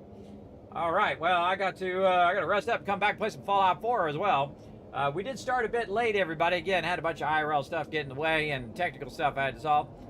But we got our primary line in, everybody. Again, that's where those blueprints come in. They make this kind of building, this kind of massive scale building, go much easier. They're really fun to figure out how to make them fit together and auto connect, and then you fix the little parts in between on your own. And then it really is your masterpiece, not just the blueprinting masterpiece, because you had to figure out how to make all the blueprints work. And again, this is the first section I did here, and then I made it even better in the section I'm in now. We got to go down here and we got to work on this train station. The next thing we need to do. So once we have this train station in, this line is ready to go. We could go ahead and start running trains on it, and then we'll want to, of course, fix up our quick wire and our steel production and stuff. But the next thing we want to do again is just have this come down in transition. And we could probably use a double arc here. Now that I think about it, we could use a double transition here. Oh, now I want to try it though. I want to try it. Let's try it right here. Oh, this is gonna be cool, everybody. This is gonna be cool. And again, we'll just take out any previous blueprints that we had, and we'll probably want to start with a little bit of a flat foundation here. We might want to take out this one here. Take this out temporarily. We're just going to put that back in a second. But have this where it comes to a flat transition. So we'll want to work on that first. So we want to have this here. And we probably won't use most of this. We'll just use it for the railings and stuff. It does not look like it's at size. There we go. Something along that line. And then we'll just turn auto connect off. Turn that off because we're not going to use that here. And so we'll have this come down, and we will just take out this second one.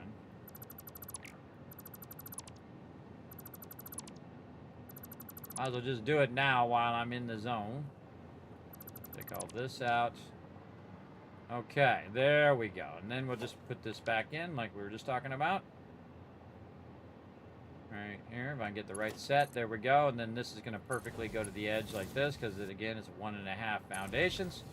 Beautiful edge. And then we can then use our train curve here, and then kind of line that up. And then, by the way, while you're in the middle of hologram mode, you can switch the mode. Like I can hit R, and notice now it's going to has the little locks. That means it's going to auto connect those tracks together. And bada bing, bada boom, everybody. Bada bing, bada boom. Boom. Perfect, beautiful corner right there. And now we want to go into this. Now, I seriously doubt that that's going to perfectly line up. But that would be amazing. But it doesn't matter anyway, because I'm going to take all that out anyway and rebuild it with another train station. But we'll go ahead and try it anyway. Let's go ahead and take this, and we can double rotate like this. And I'll get this to line up. And then down and over. It's not lining up well.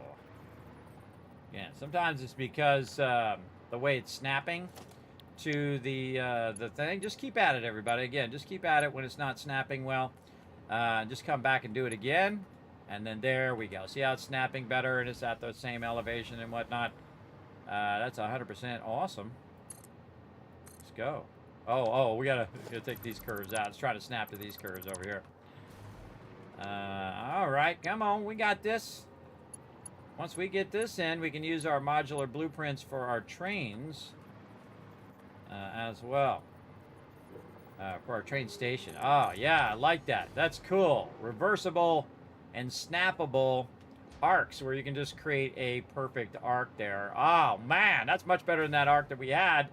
Beautiful. And it's almost lined up to what we already have, but that's okay because what we're going to do is offset that anyway when we go ahead. Let's just do a little bit of that too. All right, this is how you end up going for another 12 hours here, everybody. Let's just do a little bit of it while we're here. Okay, so now we're going to go to our blueprints, and we are going to do our train entrance. Our train entrance, of course, is taking the 2 and combining it over here, so we can just very easily grab those blueprints and go like this. Now notice how, see how the tracks are splitting like that? So it'll be a perfect turnaround and come back the other way. There is a bit of a problem with the distance here because this is normally snapping to a straight track. So what we want to do is, we already know this is going to be beautifully perfect rounded there. We can just take those out temporarily and then go ahead and put in our train entrance again. And then it'll let us put it here. If you're trying to put it there and it won't snap or whatever, I could turn off the auto connect as well. That would have let me just put it in there as is. You know what? Actually, let's do that. Let's go ahead and put this back. Let's take that blueprint out. Let's just do it without the auto connect. And then we'll do this.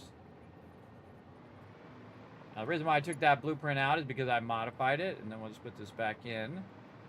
It looks like it's potentially touching something. So we'll put that in again, and it will auto connect. And then we already have our matching arcs, and then we'll go ahead and do our train entrance over here. And we will turn off auto connect. Nudge this over. Like so. Very nice.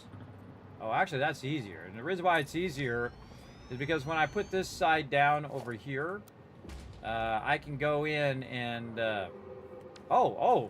acted like it auto-connected. It didn't. I can take this piece out, right? And that's what that piece is there. I can extend it or shorten it. And then now all I got to do is do this. Something like that. And then all this has got to go bye-bye. Say goodbye to all of this sweet, sweet oil that I had backlogged in there. That's okay. We'll backlog some more later. And again, this is what's so cool about blueprints. Not only the putting in, everybody, but the ease of being able to take all that stuff out. Same thing with all these foundations. Very easily removed. And then this was kind of manually built here. All of these platforms and whatnot. Really as more of a test of anything else. And then this is all manually added. So we'll just hold down Control so that we can pick up a whole lot of this. Not our stuff down there. And not this power line, thank you. No?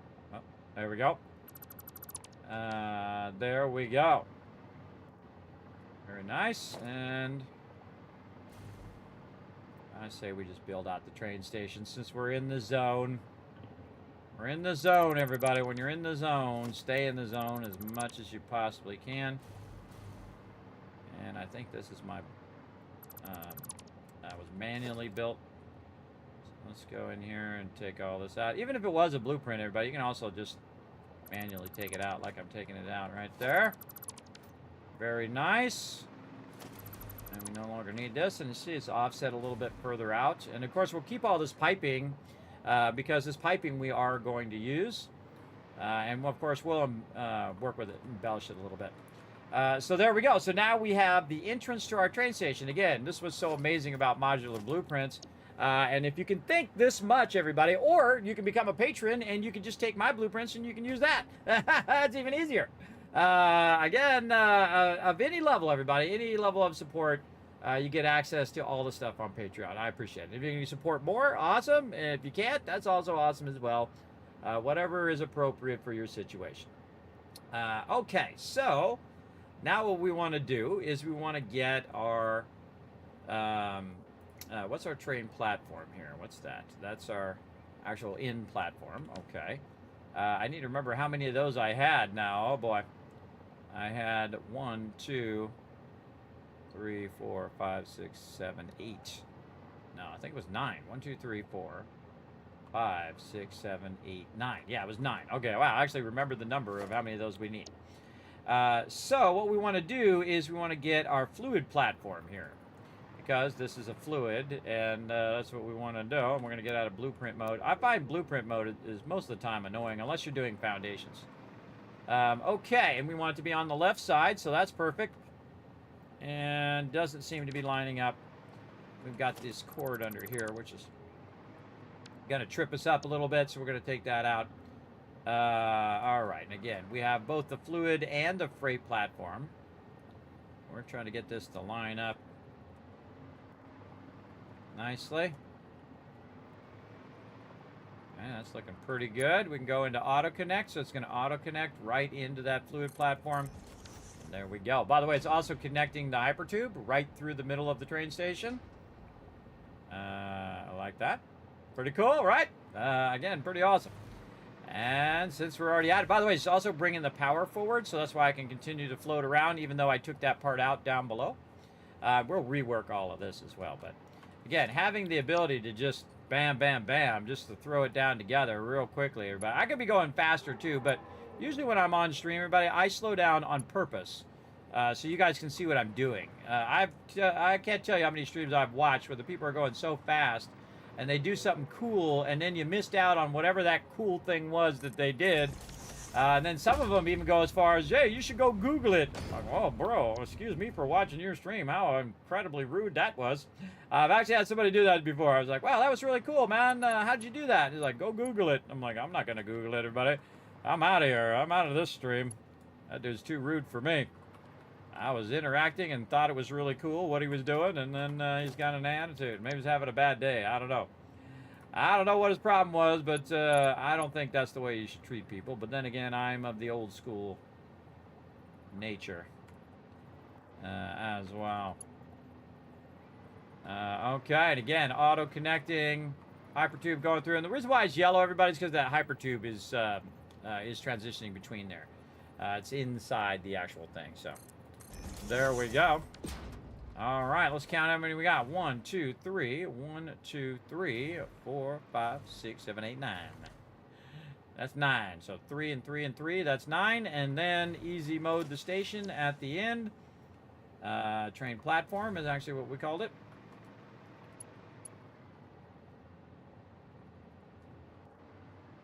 And again, once you have it down, everybody, I could do this all day long. I could make thousands of these if I wanted to. If the game will let me. We're going to push it to its absolute limits, everybody. Look at this. Look how easy that was, everybody. All embellished with, of course, a little thing there with a auto connector and whatnot. Very, very cool. And then we got the train turnaround, which is the part that goes right here at the end. Of course, these are all made... Oops. Train turnaround. Where is it? These are all made to work together. I should actually make a set for this too, so that this is all lined up. But you can see that, again, we can turn on auto connect. This automatically connect this turnaround, as well as has all the hypertube systems, and then connects all the hypertube systems together, like so. And then, of course, we have our power coming off the tracks through the station, going right down into here. And, of course, it's going across automatically over to this place. I forget where I ran it over here, where I need to run it off of there. Let's go down here and see. It's right here. I think it's actually already in here.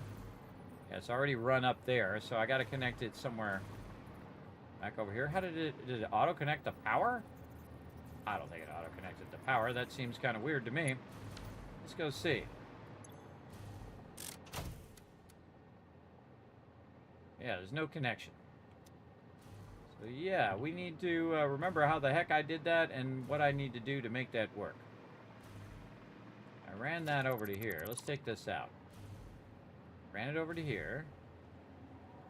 Oh, it's going through this connector to there. And then this connector is going back to here. That connector's going up there. So it looks like it's working. Huh. But there is no connection to power. And there's definitely power here, because obviously I'm floating around. And this goes up to here. Oh, it's because I didn't connect the other side. It did have power. All right, yeah, so my bad. So it did have power there. Let me go back down here and put my block back in down here. It did work. All right, so it automatically connected all of that power together, and the only one I have to do is just this last little section to the hypertube. Now, again, it automatically did the hypertube for me, everybody, so I don't have to do anything. Check it out. Check it out. It's awesome. That's why I love this game, everybody, is doing this kind of really elaborate stuff. Now, obviously, when I get to the curve here, I'll have to get that part going kind of manually. But very, very cool, I think.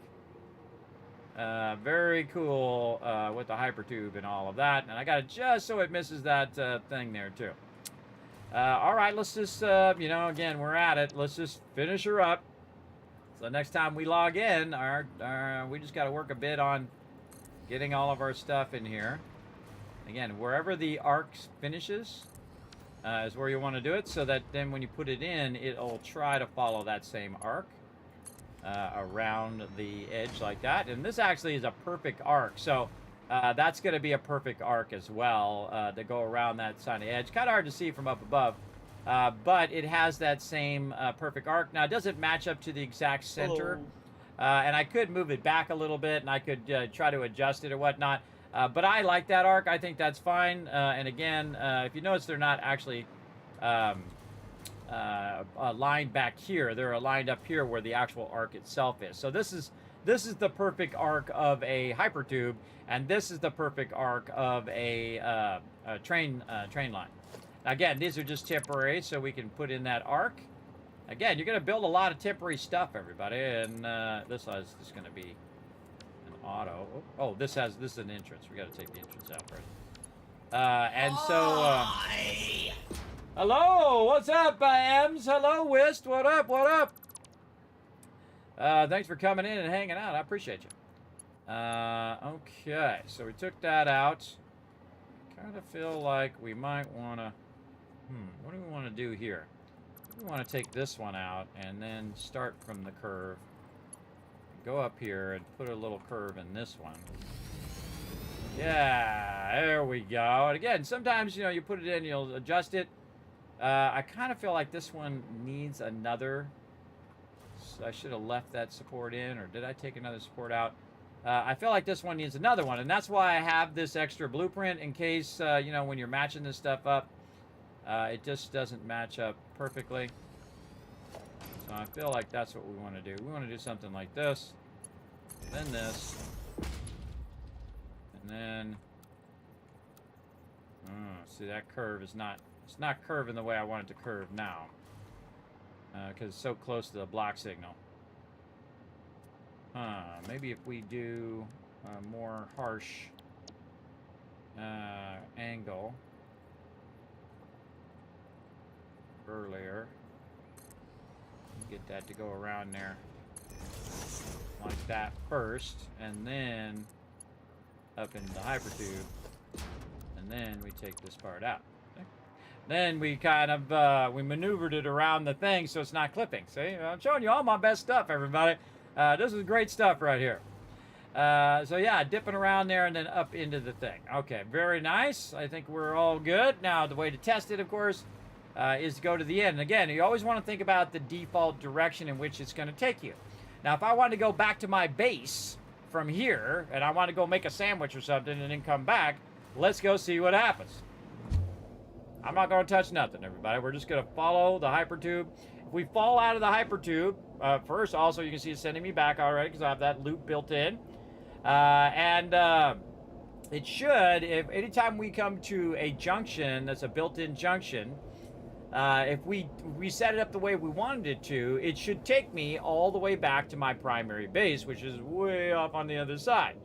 But if it dips me out of there anywhere, then I need to decide whether it's sending me in the right direction. And you can also build bypasses. So instead of going back into that same junction, you could go into another junction, which then sends you forward instead of sending you to the side. There's all sorts of things you could do, everybody. A lot of ways of, you know, when you're coming this way, you would be default one way and then be default another way on the way back, or multiple defaults, multiple junctions and things you can split. But that's something new, everybody, that they added in 1.1, and that is the hypertube junctions, which is awesome. Again, they just keep making this game better and better. Now, here's the good news, everybody. It's out for console. That's right. If you have a console, everybody, PS5 or the latest Xbox, you can go ahead and check it out. And I highly recommend it. This game is a 12 out of 10, an instant buy for me. I have bought it twice. That's how much I like this game. I bought it both for Epic when it first came out, day one. And then also on the Steam as well when it dropped over there. And I'm currently playing on Steam right now. But I did play for many years or quite a long time on the Epic too. Look at this beautiful terrain here that we're going through, everybody. Now again, eventually we'll be watching the trains go by as well. We could also ride the train coming through, and that's what we'll test next to make sure the trains are working. I'm going to run over just a little bit here to make sure we got all this going. He bolted. That's a problem. All right, again, we want to see what happens when we hit this junction over here that we have running out into the thing. Look at that. See how the fun little wavy curve thing there? Ah, see? Look, by default, it's going to say, nope, you're going to stop right here. So we want to think about that on the way back. Do we want to bypass that or have the ability to keep going forward if we want to?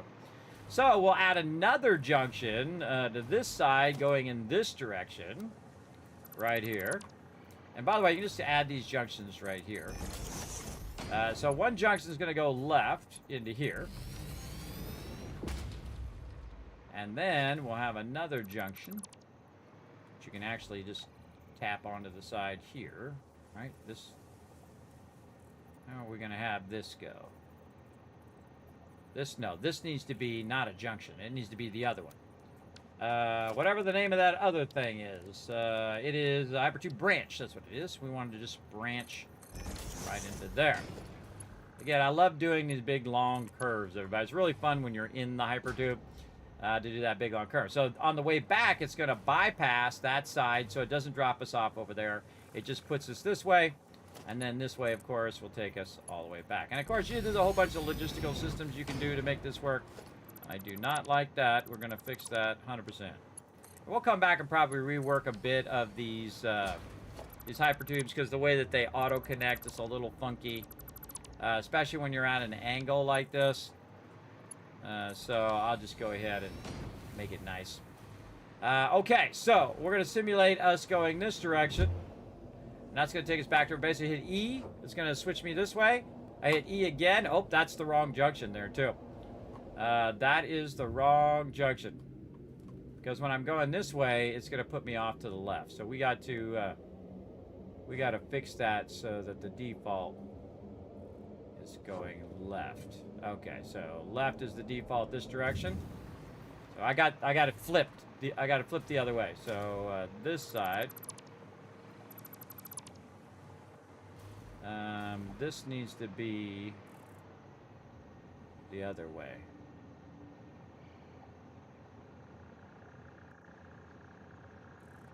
Right.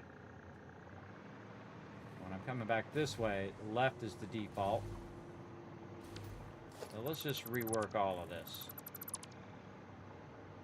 I'm going to take this one out. And then we're going to take this junction. Get in there, little junction. And we're going to do this. So on the way back, this goes into that. This one goes into that one. Like that. Okay, and on the way through, that one's going to go in there. I don't like them touching each other, but we'll fix that later.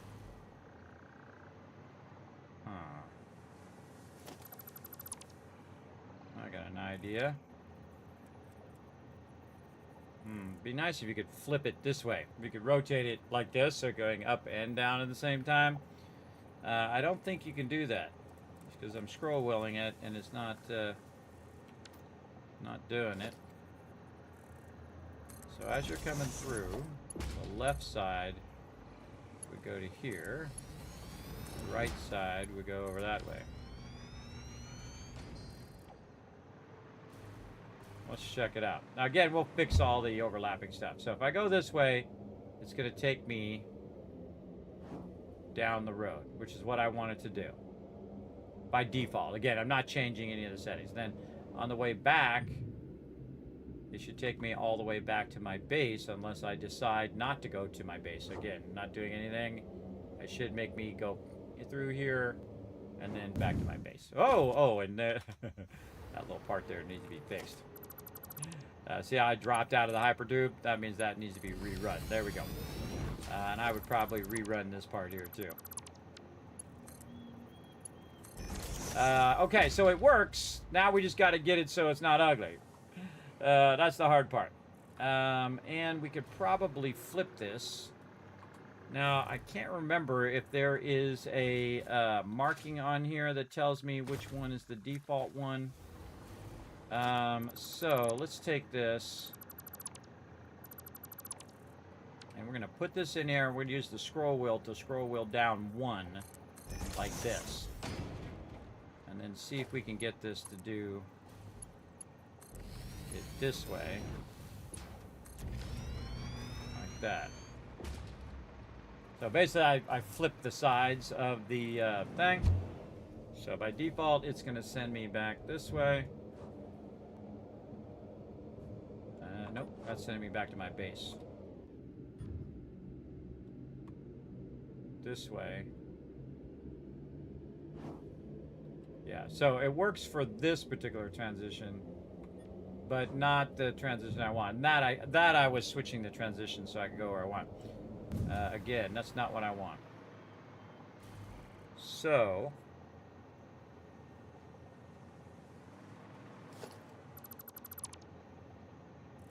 let's try this again, but in a different way. So this is coming along, and it can branch this way.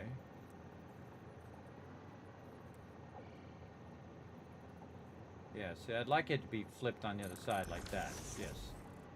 But this would be coming back. But coming back, I would end up going off to the left, I think. Let's just take this out and test it.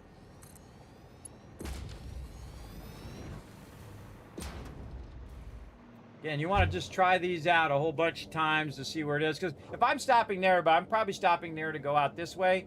But I can also control which way I'm going to switch, right? Because I can just go past it, turn around, and go back. And then I should be going back to the base. So I'm trying to just simplify the amount of stuff. Yes, okay. And if I'm going this way, I should, by default, just go straight. And I can't actually get out of there, because it's just a single junction.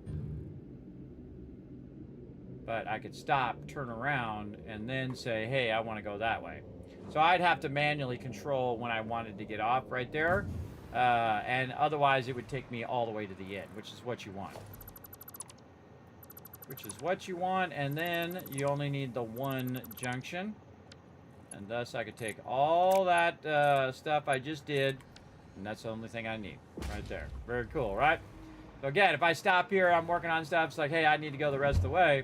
I can just go the rest of the way. And you're like, well, Kismet, you missed a thing. Now you can't turn back. Well, sure you can. Just turn around, hold down W, and it turns your character around. So you don't even need the junction to turn around in the hypergroup. That's easy. And then just we're simulating. We're coming back from the thing. I don't do nothing, and it will take me all the way back to my primary base, right? And that's what we want. We want to be able to go all the way back. Now, I feel like we got some work to do here on this curve, though. So let's go up here and do it, because I can see there's a gap right there. There's a bit of a gappity gap that we're going to just drop right out of. There we go. All right, let's go ahead and fix this. You definitely want to test all of this, and let's just have it do auto on that one. All right.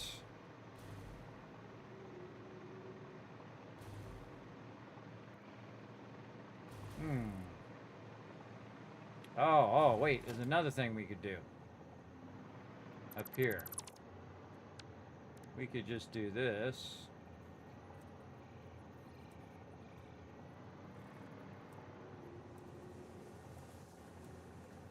No? Gonna give me that side.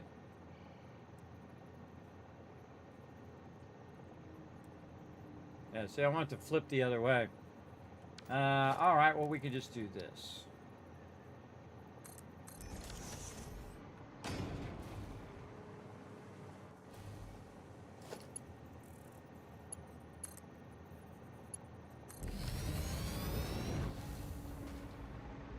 Let's go see how this is going to work out.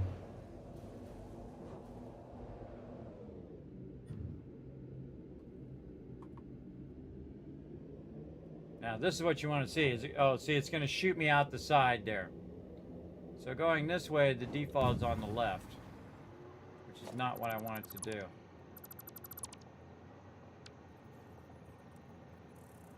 Again, I flipped it to see if it would actually flip the direction of what the default is. Just kind of testing to see what happens. If I can get that to go the way I want it, and then also be on the correct side when I'm doing it, so that yeah, it's going to do the same thing. Even if I flip it back and forth, it's still putting me out on that side.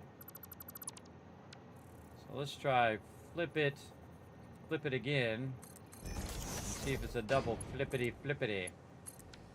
as well. Again, if I go this way, I'm going to want to go that way most of the time. If I go this way, I'm going to want to go all the way back to my base.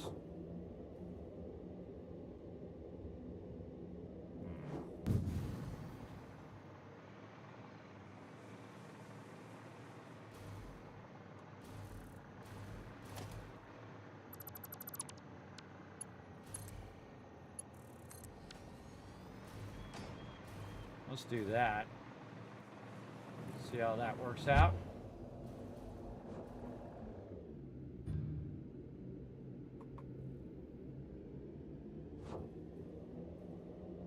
Yeah, so if you come in on the left side, it's going to go forward. All right, and then if we go back, it's going to automatically put me to the left, which is not what I want. I want it to go to the right. And by default, coming this way, I would want it to go here. So I'd be coming this way, and I want it to go straight and not off to the side. All right, let's take this out, and then this goes to here. By default, we'd want to go this way, and as we're coming back, instead of ending up going off this way, because that's what it's going to do. It's going to send me this way. Go this way first, then we'll turn around. And yeah, see, by default, it's sending me that way. So what I want to do is get it so I bypass that part, and it sends me up, down the way, and not to here, because I don't want to stop on the way back either. So that is where we could do a junction here. Like this. Here. And this should, in theory, want to go straight. Let's see what happens. Okay, so if I'm coming this way, and I don't choose to transition to the left, it should shoot me right out the front of the tube. Absolutely. All right, there we go. Okay, now we're getting somewhere. And then all we want to do now is, of course, merge into this part here. This is going to go here, and this is going here.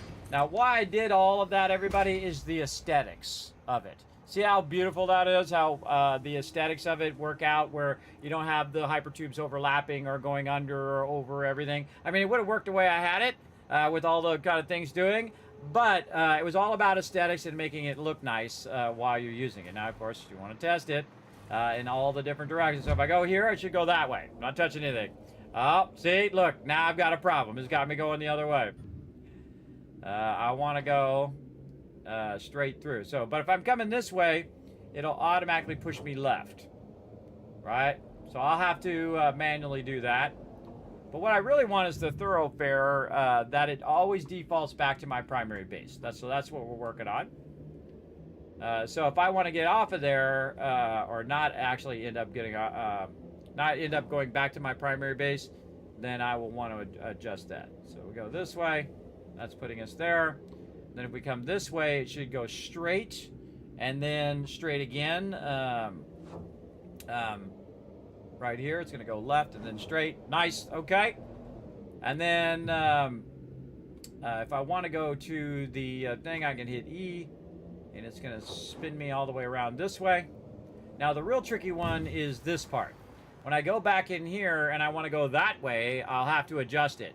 But even this one, whether I'm coming up this way or I'm going that way, everything is defaulting to the longest distance. So a lot of times I won't want to go that way. I'll be here working on blueprints or whatever, and I'll say, you know, I'll go back to my primary base, and that will be the default. The default of this actually is what I want to default to go back to my primary base. So all roads lead back to the primary base is what I just set up there, everybody. And again, that can get real confusing and real awkward to set up.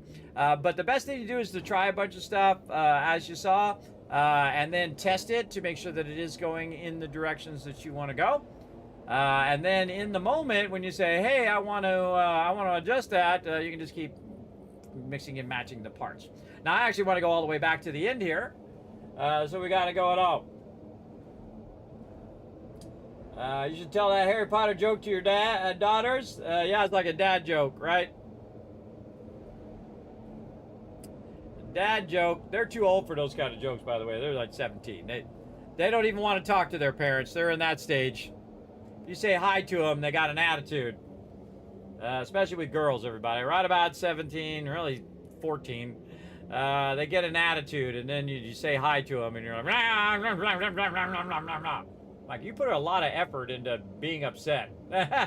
In fact, I'm exhausted just being around you being upset all the time for no reason. It's an emotional roller coaster, everybody. But such is life.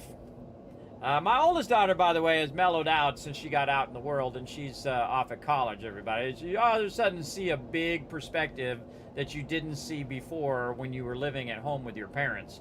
When you're out on your own and you're paying your own bills and you're going to work and you're doing all the stuff that your parents have been doing for the past 30 plus years, you gained a very important thing, or actually two important things. One, perspective, and the second one is wisdom. Now you know what it's like. You got a little bit of empathy for how hard it was for your parents who've been out there grinding your whole life, so you can have your cell phone and you could have TV and power and food and water and a toilet that actually works and all the things they had to pay for in between, car insurance and repairing cars and yada, yada, yada. And again, this one I actually wanted to automatically go right over here and stop, because most of the time I'll want to stop right here. There we go. Oh man, we were cooking there too. Look at this. Beautiful. And that's done. That's GG's. I can put some trains on there, run that, bam, bam, bam. But of course I need to connect in the lines over here. And of course we'll put back in all of this, and we'll probably redo that anyway, so it's at the same level as this. We'll build a whole side area that's all about the connections, and we'll do dual connections in. And this will be the pickup, and that other one will be the drop-off. And that is done, everybody. That's beautiful. We're going to fix that up. And we'll make ourselves a note. Fix up oil storage next time. I like to leave myself a note sometimes so I remember what the heck I was doing. All right, everybody, we already ran over for a long way there. And again, at least we didn't miss a stream today, everybody. So let's get on the Kismet Love Train. Roll on out of here.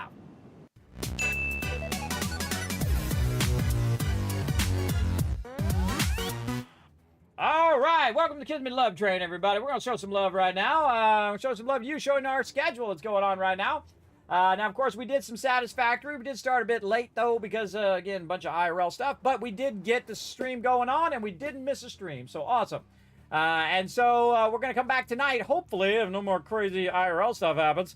I have a lot of turmoil going on in the IRL right now. Everybody's cars getting crashed, and new tires, and rain, and problems with the bugs flying around, and hundreds of bugs all over the place. To take care of that yesterday, too. Tons of these... ladybugs just all on the side of the house. I don't know, they like the side of the house apparently. You know how it goes. It's freaking my daughters out. They're like, too many bugs. I'm like, all right, get a broom them off of there. Yeah, do what you got to do in life, everybody. Remember that bugs leave pheromones too, everybody. They leave behind little trails of stuff that you most likely can't see. So if you do have an area in which it's infected, you want to wash that whole area down with some soap and water and whatnot first. It's going to reduce them. It's not going to completely eliminate them unless you go and get, eliminators and stuff. Of all the bugs, everybody, ladybugs are the few things that I do not like to kill. I let them live. Because they eat other predators, other little bugs that are usually around your house. They also pollinate your plants, just like bees and stuff do, and whatnot. Spiders, totally different things. Little gnats that get in my face, they're going to die. But ladybugs, I have a special affinity for ladybugs. So I don't usually kill them. I just kind of sweep them away from my house and say, go to somebody else's house. I try to be gentle with ladybugs. Of all the different bugs. But ladybugs do bite, though, by the way, just in case you didn't know that. Certain types of ladybugs do. So look out. So we'll be back Wednesday night, later tonight, 10 p.m. Eastern Standard Time for the Rise of the Tycoon Empire. We are building a gigantic mega factory and buildings and a whole empire of trading and sorting and all sorts of cool stuff. And of course, it's also the ultimate modded playthrough where we're adding mods little by little as we go that have to do with the storyline of the Rise of the Tycoon Empire. We're not just adding them randomly, everybody, because we feel like adding a mod, which you can totally do. It's your game. You do whatever you want. You can add 200 mods in there if you want to. But for me, I like to have it integrate into the story of what we're doing in the moment and whatnot. I have an awesome Piper build that I really like over there. Public Occurrences. I made her a massive public occurrence at Oberlin Station. You want to check that out, everybody, tonight at 10 p.m. We're going to take a little tour of a few of those for those who have missed it in the past, and then we're going to get back to it. Expanding our empire. I've also added the Outer Worlds to Thursday at 10 p.m. Eastern Standard Time at our first playthrough. Really enjoying it, everybody. I think it is absolutely on point, on par with the original, which is not an easy thing to do. Highly recommend, 100% chance. I'm going to play that all the way through. Maybe twice. We'll see. Because I'm playing it in the normal mode right now. I might come back and play it in the hardest mode. Outer Worlds and Fallout are right in that same love genre, everybody, because Outer Worlds is basically a Fallout, but in space, everybody, and it's made by the people who came up with Fallout in the first place, the people who were originally in Interplay, then they became Obsidian, and of course they made one of the greatest Fallouts of all time, Fallout New Vegas. And a whole list of other great games, too, everybody. You go over there and look at their games, you're like, oh, man, I love that game, and I love that one, and that one was great, and this one was great, and, man, they're great, and their story is really good, everybody, and you really, like Niles, who's one of the companions in Outer Worlds that you start with, man, you have that emotional connection with him right away because the storyline leads into it, and the story goes, oh, man, my buddy, my pal. So again, if you don't care about the characters, everybody, the game is massively diminished and you don't want to play. Like, do I care about the characters in Starfield? Not really. Not really most of them. There's one I did, my buddy Sam Cole. I cried at a certain part. Little tear. A little tear for certain parts. And I liked the other guy whose name I forgot. I remember Sam Cole's name, but if you forgot the name, everybody, it didn't leave a lasting impression, did it? What's his name? Now I gotta look it up. Starfield characters. It's the guy that's writing the thing. Yeah, Sam Coe. I remembered his name. And the other guy I really liked is the guy you see right at the very beginning. What the heck is his name? Why is he not at the top here? He's not. Oh, I think this is alphabetical. Oh, God. Now I gotta look through 10,000 other characters. Where is he? What's that guy's name? You guys can tell me in the chat. What's the first companion guy you get when you get the first ship? What's his name? I mean, he's the guy who lets you use the robot. Lets you use his robot. I forgot the name of the robot, too. See, that tells you that it didn't leave that long of a last name. Now, of course, that was 2 years ago. As well. Anybody remember what his name is? What is that guy's name?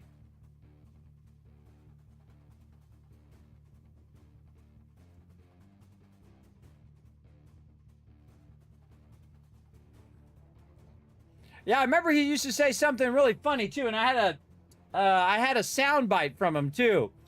That was really funny. What's his name? Barrett. Oh, yes, and the robot was Bosco. That's right. See, if I can tell you every character in Fallout 4, everybody, I can tell you every single one, every companion, without even looking it up. I can tell you every single one. You got Dance, you got Piper, you got Kate, you've got, of course, Strong, you've got, of course, my buddy Dogmeat, my favorite companion of all time, and yada, yada, yada. You got McCreepy, as I like to call him, or McCready. See, that left a lasting impression. Of course, I have played through that one 13 times, but or I'm in my 13th playthrough now. But on the first playthrough, I remembered all their names, and I don't remember people's names in the chat, everybody, let alone just random characters in some game. I don't remember people's name in real life. But if they leave a lasting impression, now Niles has already left a lasting impression. I'll remember Niles. I'll remember what he went through and what happened in the story and all of that stuff because he's a very memorable character. Now, the robot I probably won't remember because I haven't seen really much from the robot yet. And then I got a new character, a new companion, which I'm not going to spoil who it is. You have to come and watch on Thursday. But I like her also. And I already, and she's unique in the stuff that I've been doing in that particular storyline. And so I'm going to remember the weirdness or the uniqueness of that storyline. And I'm going to remember that character because of that storyline, because it's different than just, you know, the White Knight and all that kind of, you know, basic storyline stuff that some people do. She has her own unique story, and I like that. I like each character has their own unique story. They have a history, they have a background. If you talk to them, they'll tell you about their parents and how they grew up and all of that stuff. They have their own lore and whatnot. They're not just an empty shell of a character. And I felt like some of the characters in Starfield just were an empty shell. Even though I read every dialogue, I went deep into each and every dialogue. I feel like they weren't as memorable as good as what Obsidian does. Obsidian makes really memorable characters. Three Dog, of course, you know, everybody knows Three Dog. If you don't know who Three Dog is, you need to get going on your Fallout lore, everybody. You need to get going. Three Dog, one of my favorites as well. I was so excited when I got him in Fallout Shelter, everybody. I got my Three Dog. He's still in there, by the way. He's still rocking the radio in my Vault 45 in Fallout Shelter. 3,000 plus days later. Let's see how many days it's been. Let's see. How long since Fallout Shelter released? Let's see. It released on... I played it on day one, everybody. I created that vault on day one. It's still running to this day. Let's see. June 14, 2015. Hey, Surrey. How many days has it been since June 14th of 2015?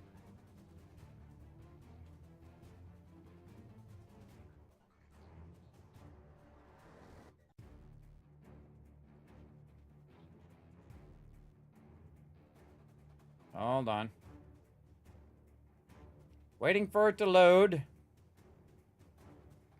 It has been 3,797 days of continual vault running. In real life, everybody. In real life days. That's over 10 years of running. And that's why you want me as the overseer, everybody. I don't do experiments on my people or nothing. I want my people to survive. So they've been surviving for over 10 years underground, living the good life. Living the good life underground. Much better than all the people who are above in the wasteland, that's for sure. And of course, on Friday, everybody, we're going to try to get in a potential bonus stream, maybe some additional of the Outer Worlds, and I've got a bunch of other stuff coming up that's going to be releasing in this month and into next month as well. So we're going to kind of weave that stuff in where we can. Maybe some more learn to plays, maybe some more full playthroughs. We'll see how good these games are. We might be playing 8 different games at the same time. You never know. But of course, then on Saturday, everybody, the most epic action. You definitely want to be around for that. If one stream you want to see, everybody, it is Saturday at 10 p.m. Eastern Standard Time for the epic teamwork of my crew. In 7 Days to Die, we have moved to our new winter mega base. We built out a good portion of it already, and we've already done a few Horde nights there, so it's working good.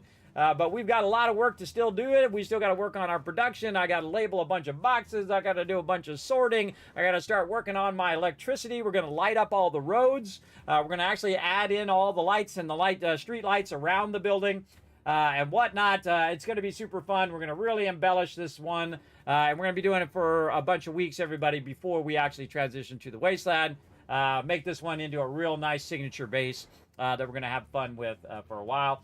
And then when I feel the time is right, maybe in December or whatnot, we might go ahead and transition over to the wasteland, or maybe it might even go all the way till the beginning of the next year. We'll see. 2026 coming up, everybody.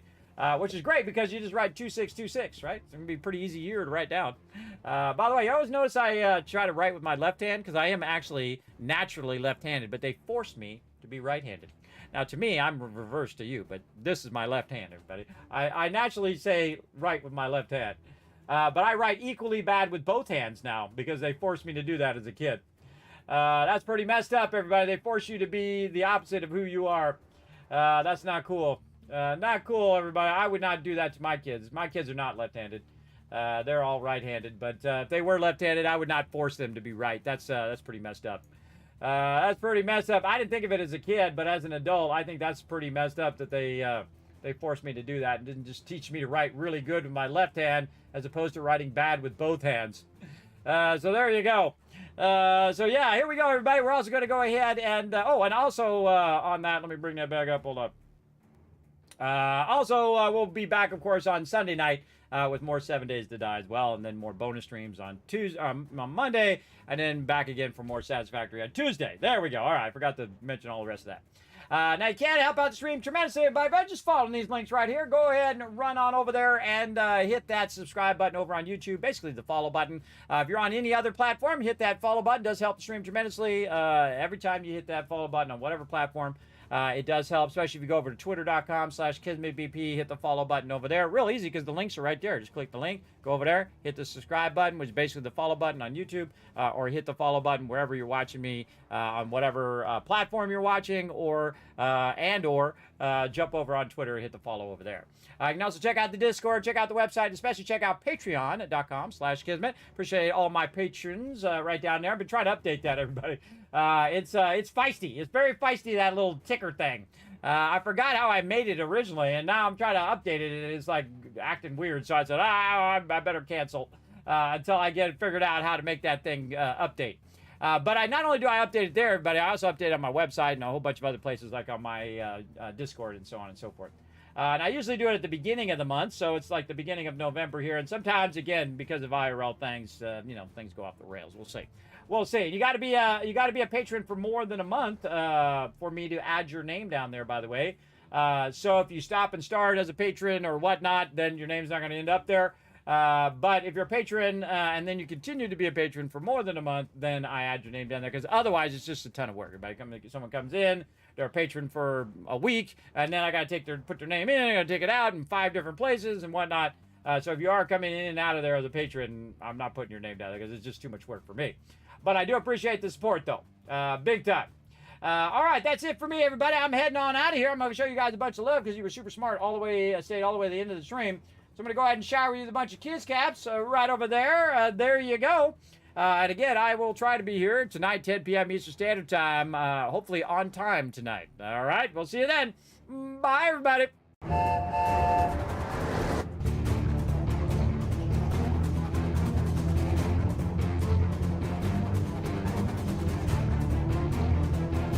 Hi, this is Norbert. Thanks for watching. Hit the subscribe button.